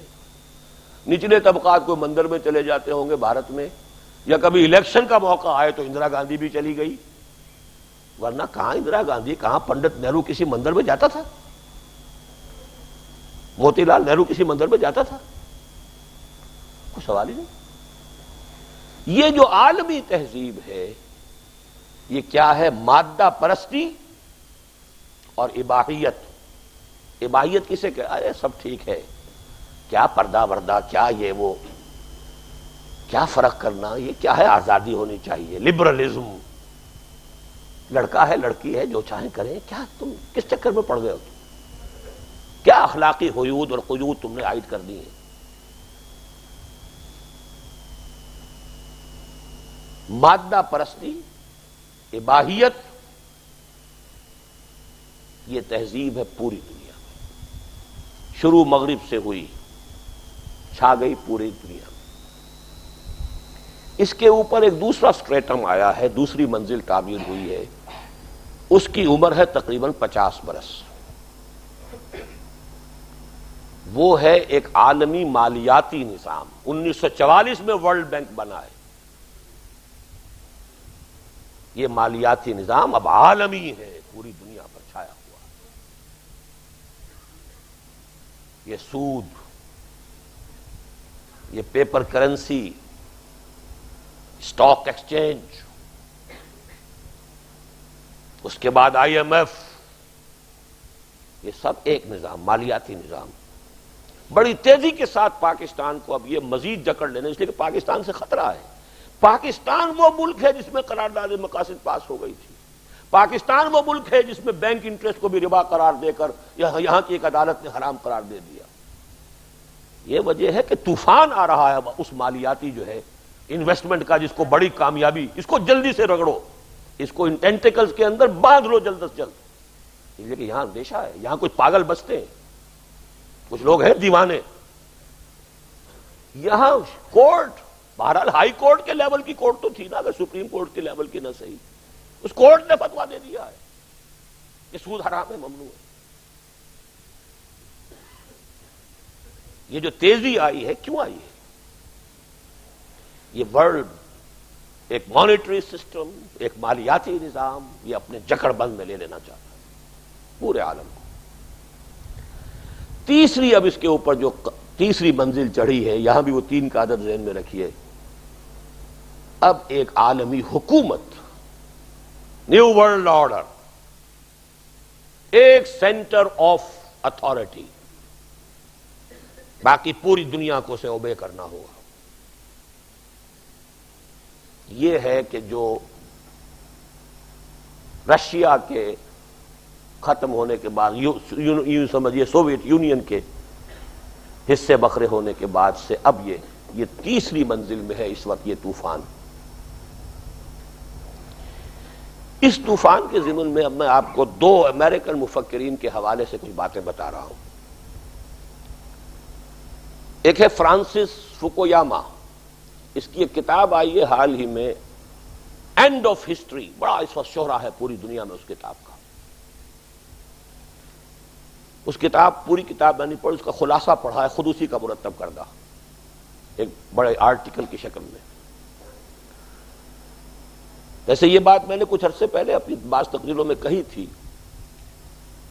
روس میں یا روس کے اس طریقے سے سوویت یونین کے خاتمے اور روس میں کمیونزم کے ڈسکریڈٹ ہو جانے کے بعد اور ختم ہو جانے کے بعد، تو یہ الفاظ میں نے پہلے بھی استعمال کیے تھے کہ ویسٹ اس وقت بغلے بجا رہا ہے خوشی سے، شادیانے، فتح ہو گئی ہماری، ثابت ہو گیا کہ ہمارا نظام ہی صحیح ہے، اور تو کوئی مقابلے میں ہے ہی نہیں. ایک ہی نظام تھا، ایک ہی تھا، ایک ہی سپر پاور تھی، ایک ہی نظام تھا. باقی نظام تو کتابوں میں لکھے ہوئے ہیں، مولویوں کے دماغوں میں ہے، مولویوں کی زبانوں پر ہے، اور کہیں ہے تو نہیں نا. کہاں ہے اسلام کا نظام؟ کہاں ہے ہی نہیں. It's no real threat. یہ بات اب پوری اتنی موٹی ضخیم کتاب کی شکل میں اس فوکویاما نے لکھی ہے، بہت بڑا مفکر سمجھا جاتا ہے. And of history. انسانی تاریخ کا اب یہ آخری دور آ چکا. انسان ارتقاء کی، ترقی کی جتنی منزل طے کر سکتا تھا، بس یہ مغرب کا لبرل ڈیموکریسی کا اور کیپٹلزم کا نظام یہی آخر ہے، معراج ہے، اس سے آگے کچھ نہیں. And there can be no challenge to this system now. There's no danger of any challenge from any side. کسی طرف سے کسی بھی اس نظام کی مخالفت یا اس کو چیلنج کر کے مقابلے میں آنے والی کوئی طاقت موجود نہیں ہے. یہ موٹی ضخیم کتاب لکھی، اینڈ آف ہسٹری، تاریخ مکمل ہو گئی. یعنی بس اب یہی نظام ہے، جب تک بھی ہے یہی نظام چلے گا. نظام کی سطح پر کوئی آلٹرنیٹ، کوئی چیلنج، کوئی اس کے متبادل کوئی نظام نہیں. یہ گویا کہ جو ویسٹ کا یوفوریا اس کو کہتے ہیں، ایک بڑی کامیابی کی ایک اپنی جو ہے خوشی کے شادیانے پھولے نہیں سما رہے کہ ہم کامیاب ہو گئے، ہمارا نظام ثابت ہو گیا، یہی فطرت انسانی کے مطابق ہے، یہی صحیح ہے، یہی اعلیٰ ہے، یہی کامیاب ہے. لیکن ایک اور وہاں کا مفکر ہے، اور وہ فورن پالیسی کا جو ان کے بڑے چوٹی کے جرنلز ہیں ان میں اس کے مضامین چھپتے رہتے ہیں، اور غالباً امریکن پالیسی میکنگ میں اس شخص کی ایڈوائسز کو بڑا دخل حاصل ہے. یہ ہے سیموئل پی ہنٹنگٹن. اس نے جو ایک مقالہ لکھا، اور وہ کافی دنیا میں دوسرے بھی اکانومسٹ وغیرہ ان تمام جو جرنلز نکلتے ہیں ان میں یہ ریپروڈیوس بھی ہوا ہے. اس کا کہنا نہیں، ابھی تصادم آئے گا، لیکن اب جو تصادم ہوگا وہ کلیش آف سیویلائزیشنز ہے، تہذیبوں کا تصادم ہوگا. اس نے تجزیہ کیا دنیا میں صرف 3 تہذیبیں ہیں. ایک تہذیب تو ہماری ہے، مغربی تہذیب، امریکہ، یورپ، اور وہ مغربی تہذیب جو بھی ہے، لبرل ہمارا نظام، فریڈم، ہر طرح کی فریڈم، مادر پدر آزاد. ایک تہذیب یہ ہے مغرب کی لبرل تہذیب. ایک ہے مسلم تہذیب، مسلم سویلائزیشن ابھی ہے، اس کی طرف سے چیلنج آ سکتا ہے. تیسری تہذیب ہے کنفیوشس کے، یہ جو چائنا اور اس کے ساتھ یہ سب، اب کوریا ووریا یہ سب گن لیجئے، اس میں سب سے بڑی طاقت چین ہے. 1/5 آف ٹوٹل ورلڈ پاپولیشن ایک ملک کے اندر ہے. یہ 3 تہذیبیں ہیں، ان کے درمیان تصادم ہوگا. اور اس نے پالیسی کا جو دیا ہے، جو مشورے دیے ہیں، ان میں 2 مشورے بہت اہم ہیں. ایک تو ہمیں چاہیے کہ یہ ان دونوں تہذیبوں کے درمیان لنکس کو توڑ دیں، ان کو قریب نہ آنے دیں. اب آپ نوٹ کیجئے. نمبر 2 یہ کہ اس چینی تہذیب یا یہ جو کنفیوشس کا یہ جو yellow masses of the east جب کہے تھے کبھی ڈی گال نے، beware of the yellow masses of the east, یہ زرد روح اقوام جو ہیں، انہیں چاہیے کہ ہم اپنی طرف ایبزارب کریں، اپنی تہذیب کے اندر انکارپوریٹ کریں، ان کو اپنے قریب لائیں اور مسلمانوں سے دور کریں. ایک تو پالیسی کا بیسک ہیڈ لائن یہ ہے ان کا، ایک انڈرسٹینڈ یوں سمجھیے کہ اس کے لیے اہم ڈائریکٹو یہ ہے. دوسرا یہ ہے کہ مسلمانوں کے اندر جتنے تضادات ہیں انہیں ابھارا جائے، ٹکرایا جائے. نتیجہ کیا ہے؟ آپ بار بار دیکھ رہے ہیں وہی آزادی، وہی انسانی حقوق جن کے حوالے سے امریکہ فوج کشی کرتا ہے، یہاں چلا گیا وہاں چلا گیا، انسانی حقوق اسی کی وجہ سے ہمارے لیے دہشت گرد قرار دے دیے جائیں گے، فلاں کا انسانی حقوق کا جو ریکارڈ ہے بڑا خراب ہے۔ چائنا جو بدترین ہے اس کا وہ سٹیٹس برقرار رکھا جا رہا ہے، موسٹ فیورڈ نیشن۔ آپ اندازہ کیجئے کہ ان کے ہاں پالیسیز ان مفکرین کے مشوروں پر بنتی ہیں۔ ظاہر بات ہے کہ پالیسی بنانا تو کسی ضروری نہیں کہ جو ملینئر یا بلینئر ہو گیا وہ پالیسی بھی بنا سکے، وہ کاروبار کر سکتا ہے، دھندا کر سکتا ہے، جو بھی کر سکے۔ ورلڈ افیئرز کی سمجھ اور اس کے جو انڈر کرنٹس ہیں ان کی پہچان تو ضروری نہیں کہ اسے حاصل ہو۔ جو بھی اسپیشلسٹ ہیں، جو مفکرین ہیں، جو جائزہ لیتے ہیں، وہ تو ان کا کام ہے۔ لہذا ان کے ہاں تو تھنک ٹینکس ہیں، ان کے ہاں اس طرح کے ادارے ہیں، لیکن میں یہ دیکھ رہا ہوں کہ میں نہیں، بالکل اسی پالیسی پر اس وقت چلا جا رہا ہے۔ یہ شیعہ سنی فساد جس تیزی کے ساتھ اب ابھ رہا ہے، کوئی تو ہے نا پیچھے، کوئی تو انویزیبل ہینڈز ہے، اور دونوں کے پاس اتنا اسلحہ کہاں سے آ گیا؟ سرے عام نمائش ہو رہی ہے، کوئی حکومت ان کو پوچھنے والی نہیں۔ اس حکومت کا بھی پیچھے سے کوئی گریبان کھینچنے والا ہے کہ نہیں ہے؟ ورنہ ڈوب مرنے کا کام ہے اس حکومت کے لیے کہ جو طے کرے کہ یہ اسلحہ جو ہے یہ نہیں ہوگا، اور وہ اسلحہ جو ہے جلسہ عام کے اندر کھڑے ہو کر اس کی نمائش کی جائے۔ وہ انویزیبل ہینڈز ہیں، وہ ٹکراؤ کرائیں گے۔ اسلحے یوں ہی نہیں جمع ہو گئے، اور چین کے ساتھ جو معاملہ ہو رہا ہے آپ کو معلوم ہے، پوری اسی پالیسی پر۔ یہ جو بھی ابھی کانفرنس ہوئی ہے انڈونیشیا میں پیسیفک اینڈ ایشین نیشنز کو قریب لانے کے لیے، اور کلنٹن صاحب کی ملاقات جب ہوئی ہے چائنیز صدر سے، پہلی بات یہ کہی ہے یہ آپ نے پاکستان کو یہ اسلحہ کیوں دیا، یہ میزائل وغیرہ کا معاملہ کیوں کیا؟ پہلی بات یہ اس لیے کہ خطرہ ہے، اس ملک میں کچھ پاگل کچھ دیوانے بستے ہیں، کچھ ہیں اگرچہ ڈیوائیڈڈ ہیں، ان کو راستہ سمجھ میں نہیں آ رہا ہے۔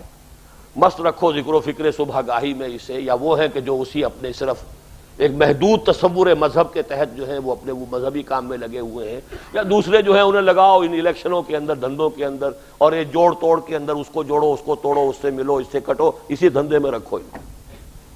کوئی ہے، لیکن جانتے ہو کہ یہاں ہے، یہ ملک بنا ہے، اسلام کا بیٹا ہے یہ ملک۔ حضرت سلمان کی طرح کہ جب ان سے پوچھا جاتا تھا آپ کا نام کیا ہے، سلمان فارسی رضی اللہ تعالی عنہ، وہ کہتے تھے سلمان۔ اب عرب کے لیے یہ نام نامکمل ہے جب تک کہ ابنیت ساتھ نہ ہو۔ بیٹے کس کے؟ سلمان ابن، کس کے بیٹے؟ وہ کہتے تھے سلمان ابن اسلام، میری ولدیت اسلام۔ تو پاکستان کی ولدیت اسلام ہے۔ پاکستان میں قرارداد مقاصد پاس ہوئی، پاکستان میں یہ سارا جو عالمی مالیاتی نظام جس کے جکڑ بند کے اندر ہم پورے گلوب کو لانا چاہتے ہیں، اس کے توڑ، یہ تو ہمارے سارے کے سارے اس جال کو توڑ کر رکھ دیں گے۔ یہ وجہ ہے، اس کے لیے سیلاب، اس کے لیے سٹی بینک، بڑا ٹھاٹ سے آئیے، کار لے جائیے، عیش کیجیے جا کر، سٹی ہاؤسز، تاکہ اس سود کے اندر جس طریقے سے کہ جکڑ لیا جائے ان کو۔ اب غلام ہوتا ہے وہ صرف ہے۔ اب پرانے زمانے میں صرف دم جو ہوتی تھی، جس شخص نے سود کی کار لے لی، جس نے سود کے اوپر بنگلہ لے لیا، وہ تو ساری عمر کے لیے بک گیا، کمائی بہترین محنت کر کر کے، اور سود دیتا رہے گا، سود دیتا رہے گا، جہاں سٹاپ ہوا سارا اگلا پچھلا بھی جائے گا، ہل نہیں سکتا۔ وہی بات تو مجھ سے کہی تھی، میں امریکہ گیا فار دی فرسٹ ٹائم 79 میں، بالٹیمور کے ایک صاحب سے ملاقات ہوئی، ڈاکٹر تھے، آئی اسپیشلسٹ۔ میں یہاں نہیں رہوں گا، یہاں کا ماحول بہت خراب ہے، میں نے فیصلہ کر لیا، میں تو چلا جاؤں گا۔ میں نے ٹھیک ہے، بہت اچھی بات ہے، مبارک۔ اگلے سال گیا، پھر وہیں تھے، نہیں وہ میں نے نہیں یہاں نہیں رہنا، میں چلا جاؤں گا، بس میں کر رہا ہوں، تیاری کر رہا ہوں۔ اگلے سال گیا، پھر وہیں، پھر وہی رونا۔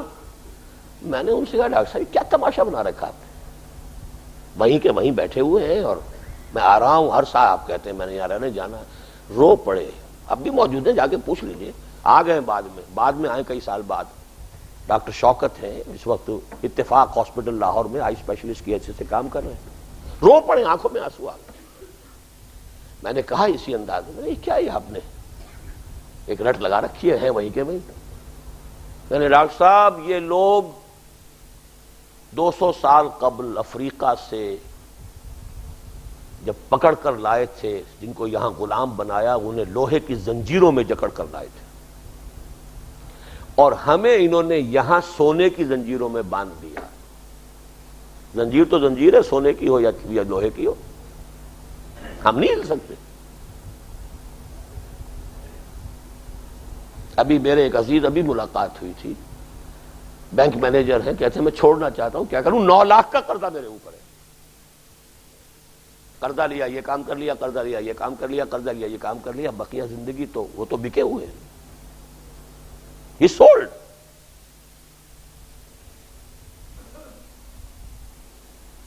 اس جکڑ بند میں یہ ملک جو ہے تیزی کے ساتھ اب آنے والا ہے۔ بہرحال آخری بات اب میں کہہ رہا ہوں، وقت ختم ہو رہا ہے۔ میں نے 2 باتیں گنوائی تھی، تیسری ابھی رہتی ہے۔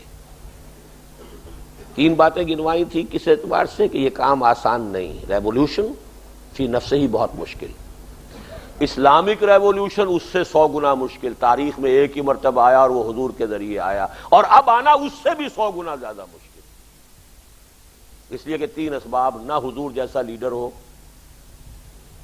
نہ وہ ملک کے جس کا کوئی نظام نہیں تھا، کوئی فوجیں نہیں تھی، نہ وہ دنیا کے جس میں بین الاقوامی رکاوٹ کوئی نہیں تھی، نہ رومیوں کو پتا چلا، نہ ایرانیوں کو پتا چلا کہ یہ محمد ہماری جڑیں کاٹ رہا ہے بیٹھا ہوا صلی اللہ علیہ وسلم۔ وہ تو جڑیں کٹ چکی، اس کے بعد ہوش آئی انہیں، جڑیں کٹ چکی، عرب کے اندر انقلاب آ چکا، طاقت وجود میں آ چکی۔ لیکن میں نے پھر اس کے برعکس کیا کہا تھا؟ 2 باتیں، کام پھر بھی کرنا ہے، کیوں کرنا ہے؟ اس لیے کہ فرض ہے، ہو سکتا نہیں ہو سکتا یہ irrelevant ہے، فرض ہے بھائی، نماز جیسی بھی ہو، دل لگتا ہو نہ لگتا ہو، پڑھنی ہے، فرض ہے، وسوسہ آتا رہے، وہ اپنا دھندا کرے گا، شیطان وسوسہ کرے گا، آپ اپنا دھندا کیجئے، نماز پڑھتے رہیے، اسی میں ہار ہے اس کی۔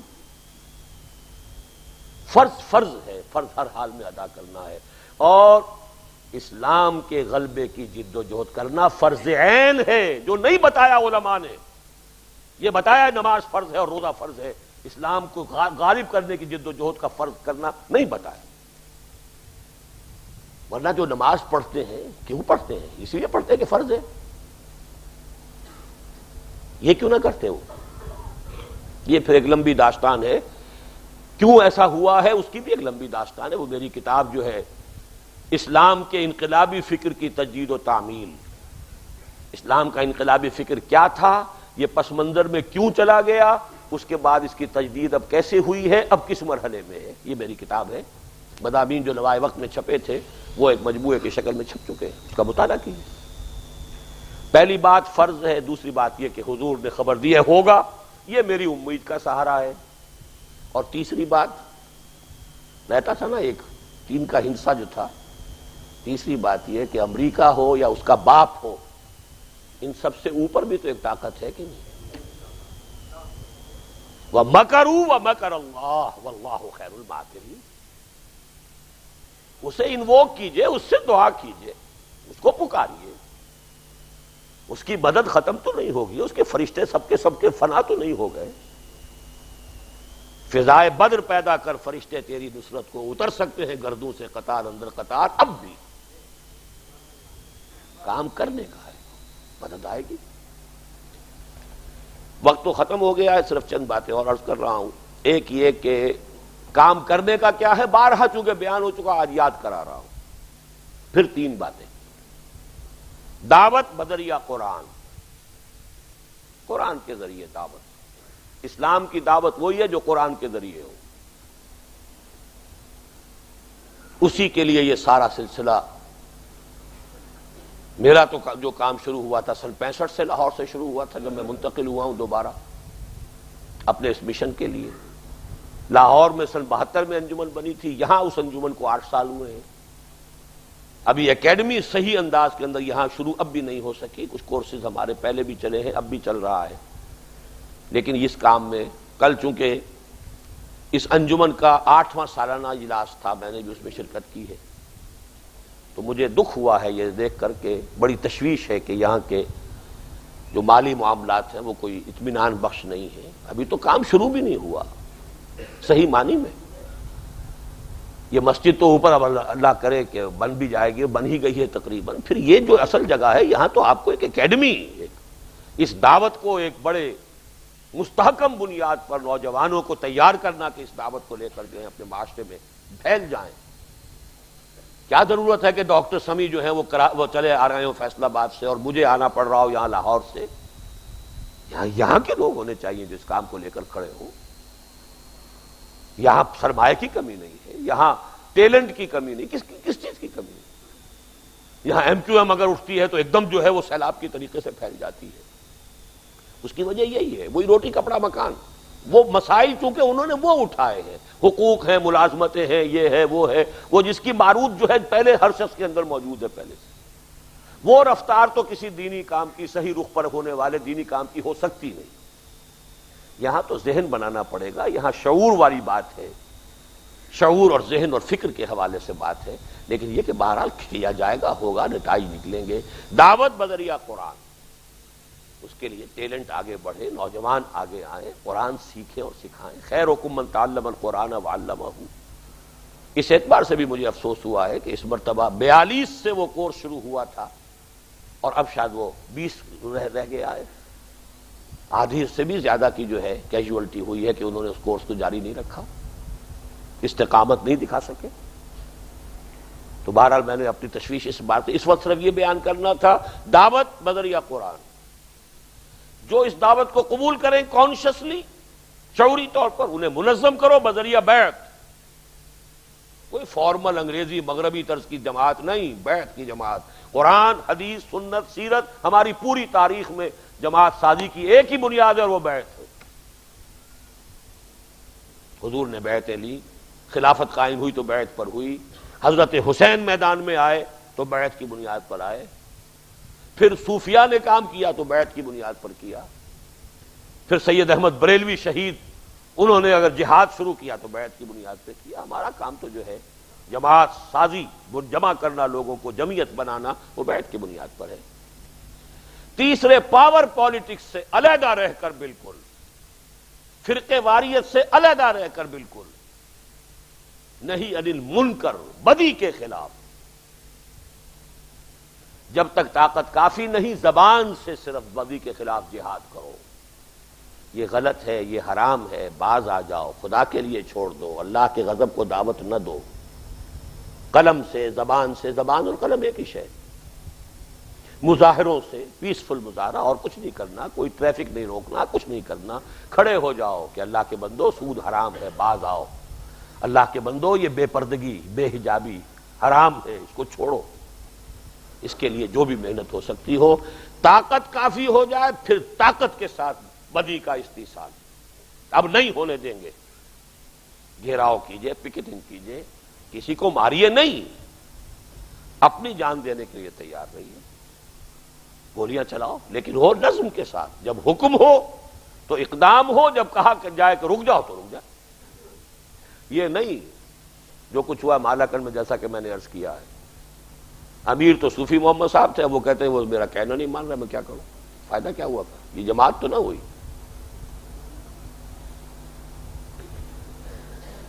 بہرحال ان آزمائشوں کی بھٹیوں سے گزرے بغیر یہ کام نہیں ہوگا، طریقہ کار یہی ہے، میں کوئی نیا طریقہ کار آپ کو بتا نہیں سکتا۔ اس طریقہ کار کو میں نے مفصل بھی بیان کیا، تحریراً بھی بیان کیا، ویڈیو کیسٹس میں ہے، آڈیو کیسٹس میں ہے، انگریزی میں بھی اب میں اس کو ریکارڈ کرا چکا۔ خلافت کے موضوع پر، خلافت کیا ہے، کیسے وجود میں آ سکتی، کیسے قائم ہوگی، 20 گھنٹے کا پروگرام امریکہ میں ریکارڈ کرا کے آیا تھا پچھلے سال۔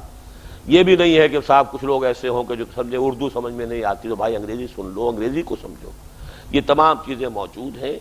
اب یہ ہے کہ اس میں ہمت کریں گے، آپ کمر کسیں گے، ارادہ کریں گے، اپنا ارادہ اور مقصد زندگی بنا کر اس کے لیے کام کرنے کی کوشش کریں گے، اللہ تعالیٰ اس میں برکت ڈالے گا۔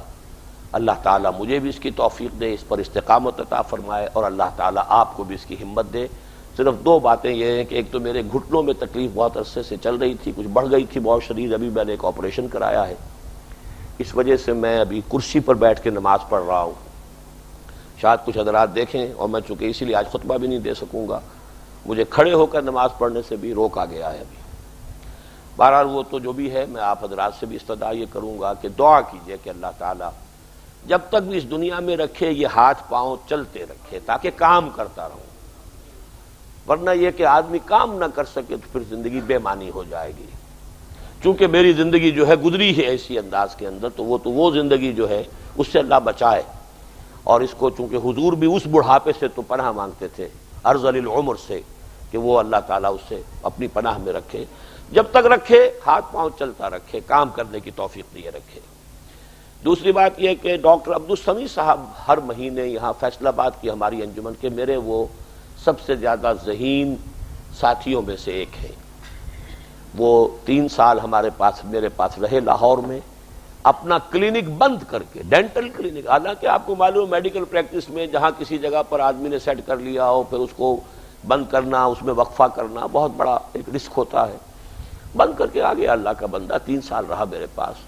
میرا فکر، میری سوچ پھر یہ کہ ذہین ہے، تو اس فکر میں اور بھی اللہ تعالیٰ ان کو نکھار اور عطا کر رہا ہے۔ انداز تعبیر جو ہے وہ خود اپنا ایک انڈیپینڈنٹ ڈیولپ کر رہے ہیں۔ تو وہ یہاں آتے ہیں ہر مہینہ پہلا جمعہ جو ہوتا ہے، اور اس میں ایک خصوصی پروگرام ہوتا ہے، اور وہ ہے 9:30 بجے سے شروع ہو جاتا ہے وہ پروگرام، کہ یہ تنظیمی جو ہماری تنظیم جو قائم ہوئی ہے بیعت کی بنیاد پر، اس کے اصول کیا ہیں۔ وہ قرآن مجید کا درس جو ہے بیسیکلی وہ پھر تنظیمی جو امور ہیں اس کے ضمن میں قرآن مجید کے مختلف مقامات کا درس ہوتا ہے، کچھ اور پروگرام بھی ہوتا ہے۔ تو اس میں آپ لوگ زیادہ سے زیادہ تعداد میں شریک ہوں، تاکہ تنظیم کے بارے میں اور آپ قریب سے اس کو سمجھیں، اس کے بارے میں غور کریں، سوال جواب بھی ہو، تاکہ پھر فیصلہ کرتا ہے آدمی، یا تو سمجھے کہ غلط شے ہے دفع کرو اس کو، اور یا یہ کہ نہیں یہ صحیح ہے تو اس کو قبول کرو، اختیار کرو۔ کانشیسلی علی وجہ البصیرت ادھر یا ادھر کا فیصلہ کرنے کے لیے کچھ مطالعہ، کچھ قرب جو ہے، تو اس کے لیے میں کبھی یہ مسئلہ میرا ہوتا تھا، تقریباً ہر مہینے میں آیا کرتا تھا۔ اب صحت کا معاملہ بھی ہے، کچھ باہر کے اسفار کا معاملہ بھی ہے، کچھ اور مصروفیات بھی ہیں، تو اب یہ ہے کہ بہرحال ڈاکٹر سمیع جو ہے آ رہے ہیں یہاں، تو ہر مہینہ جو بھی انگریزی مہینہ کہلاتا ہے عرف عام میں، اس کا پہلا جمعہ، تو اگلا جمعہ چونکہ وہی آ رہا ہے اس کا دسمبر کا پہلا جمعہ، اگلے جمعے ڈاکٹر سمیع یہاں ہوں گے۔ تو جن حضرات کو بھی میری آج کی گفتگو سے خصوصی طور پر کوئی ایک پیدا ہوا ہو جذبہ، اس جذبے کو پروان چڑھانے کے لیے، جیسے پودے کو پانی مسلسل دیتے رہیں گے تو پودا پروان چڑھے گا ورنہ سوکھ جائے گا۔ آرزو اول تو پیدا ہو نہیں سکتی، کہیں اور ہو جائے تو مر جاتی ہے یا رہتی ہے خام۔ اس آرزو کو جوان رکھنا، اسے برقرار رکھنے کے لیے اس کو پانی دینے کی ضرورت ہے، تو اس میں بھی آپ حضرات زیادہ سے زیادہ تعداد میں شریک ہوا کریں۔ اقول قولی ھذا واستغفر اللہ لی ولکم ولسائر المسلمین والمسلمات۔ اب سنتیں پڑھ لیجئے، اس کے بعد پھر اذان ثانی اور خطبہ ہوگا، اور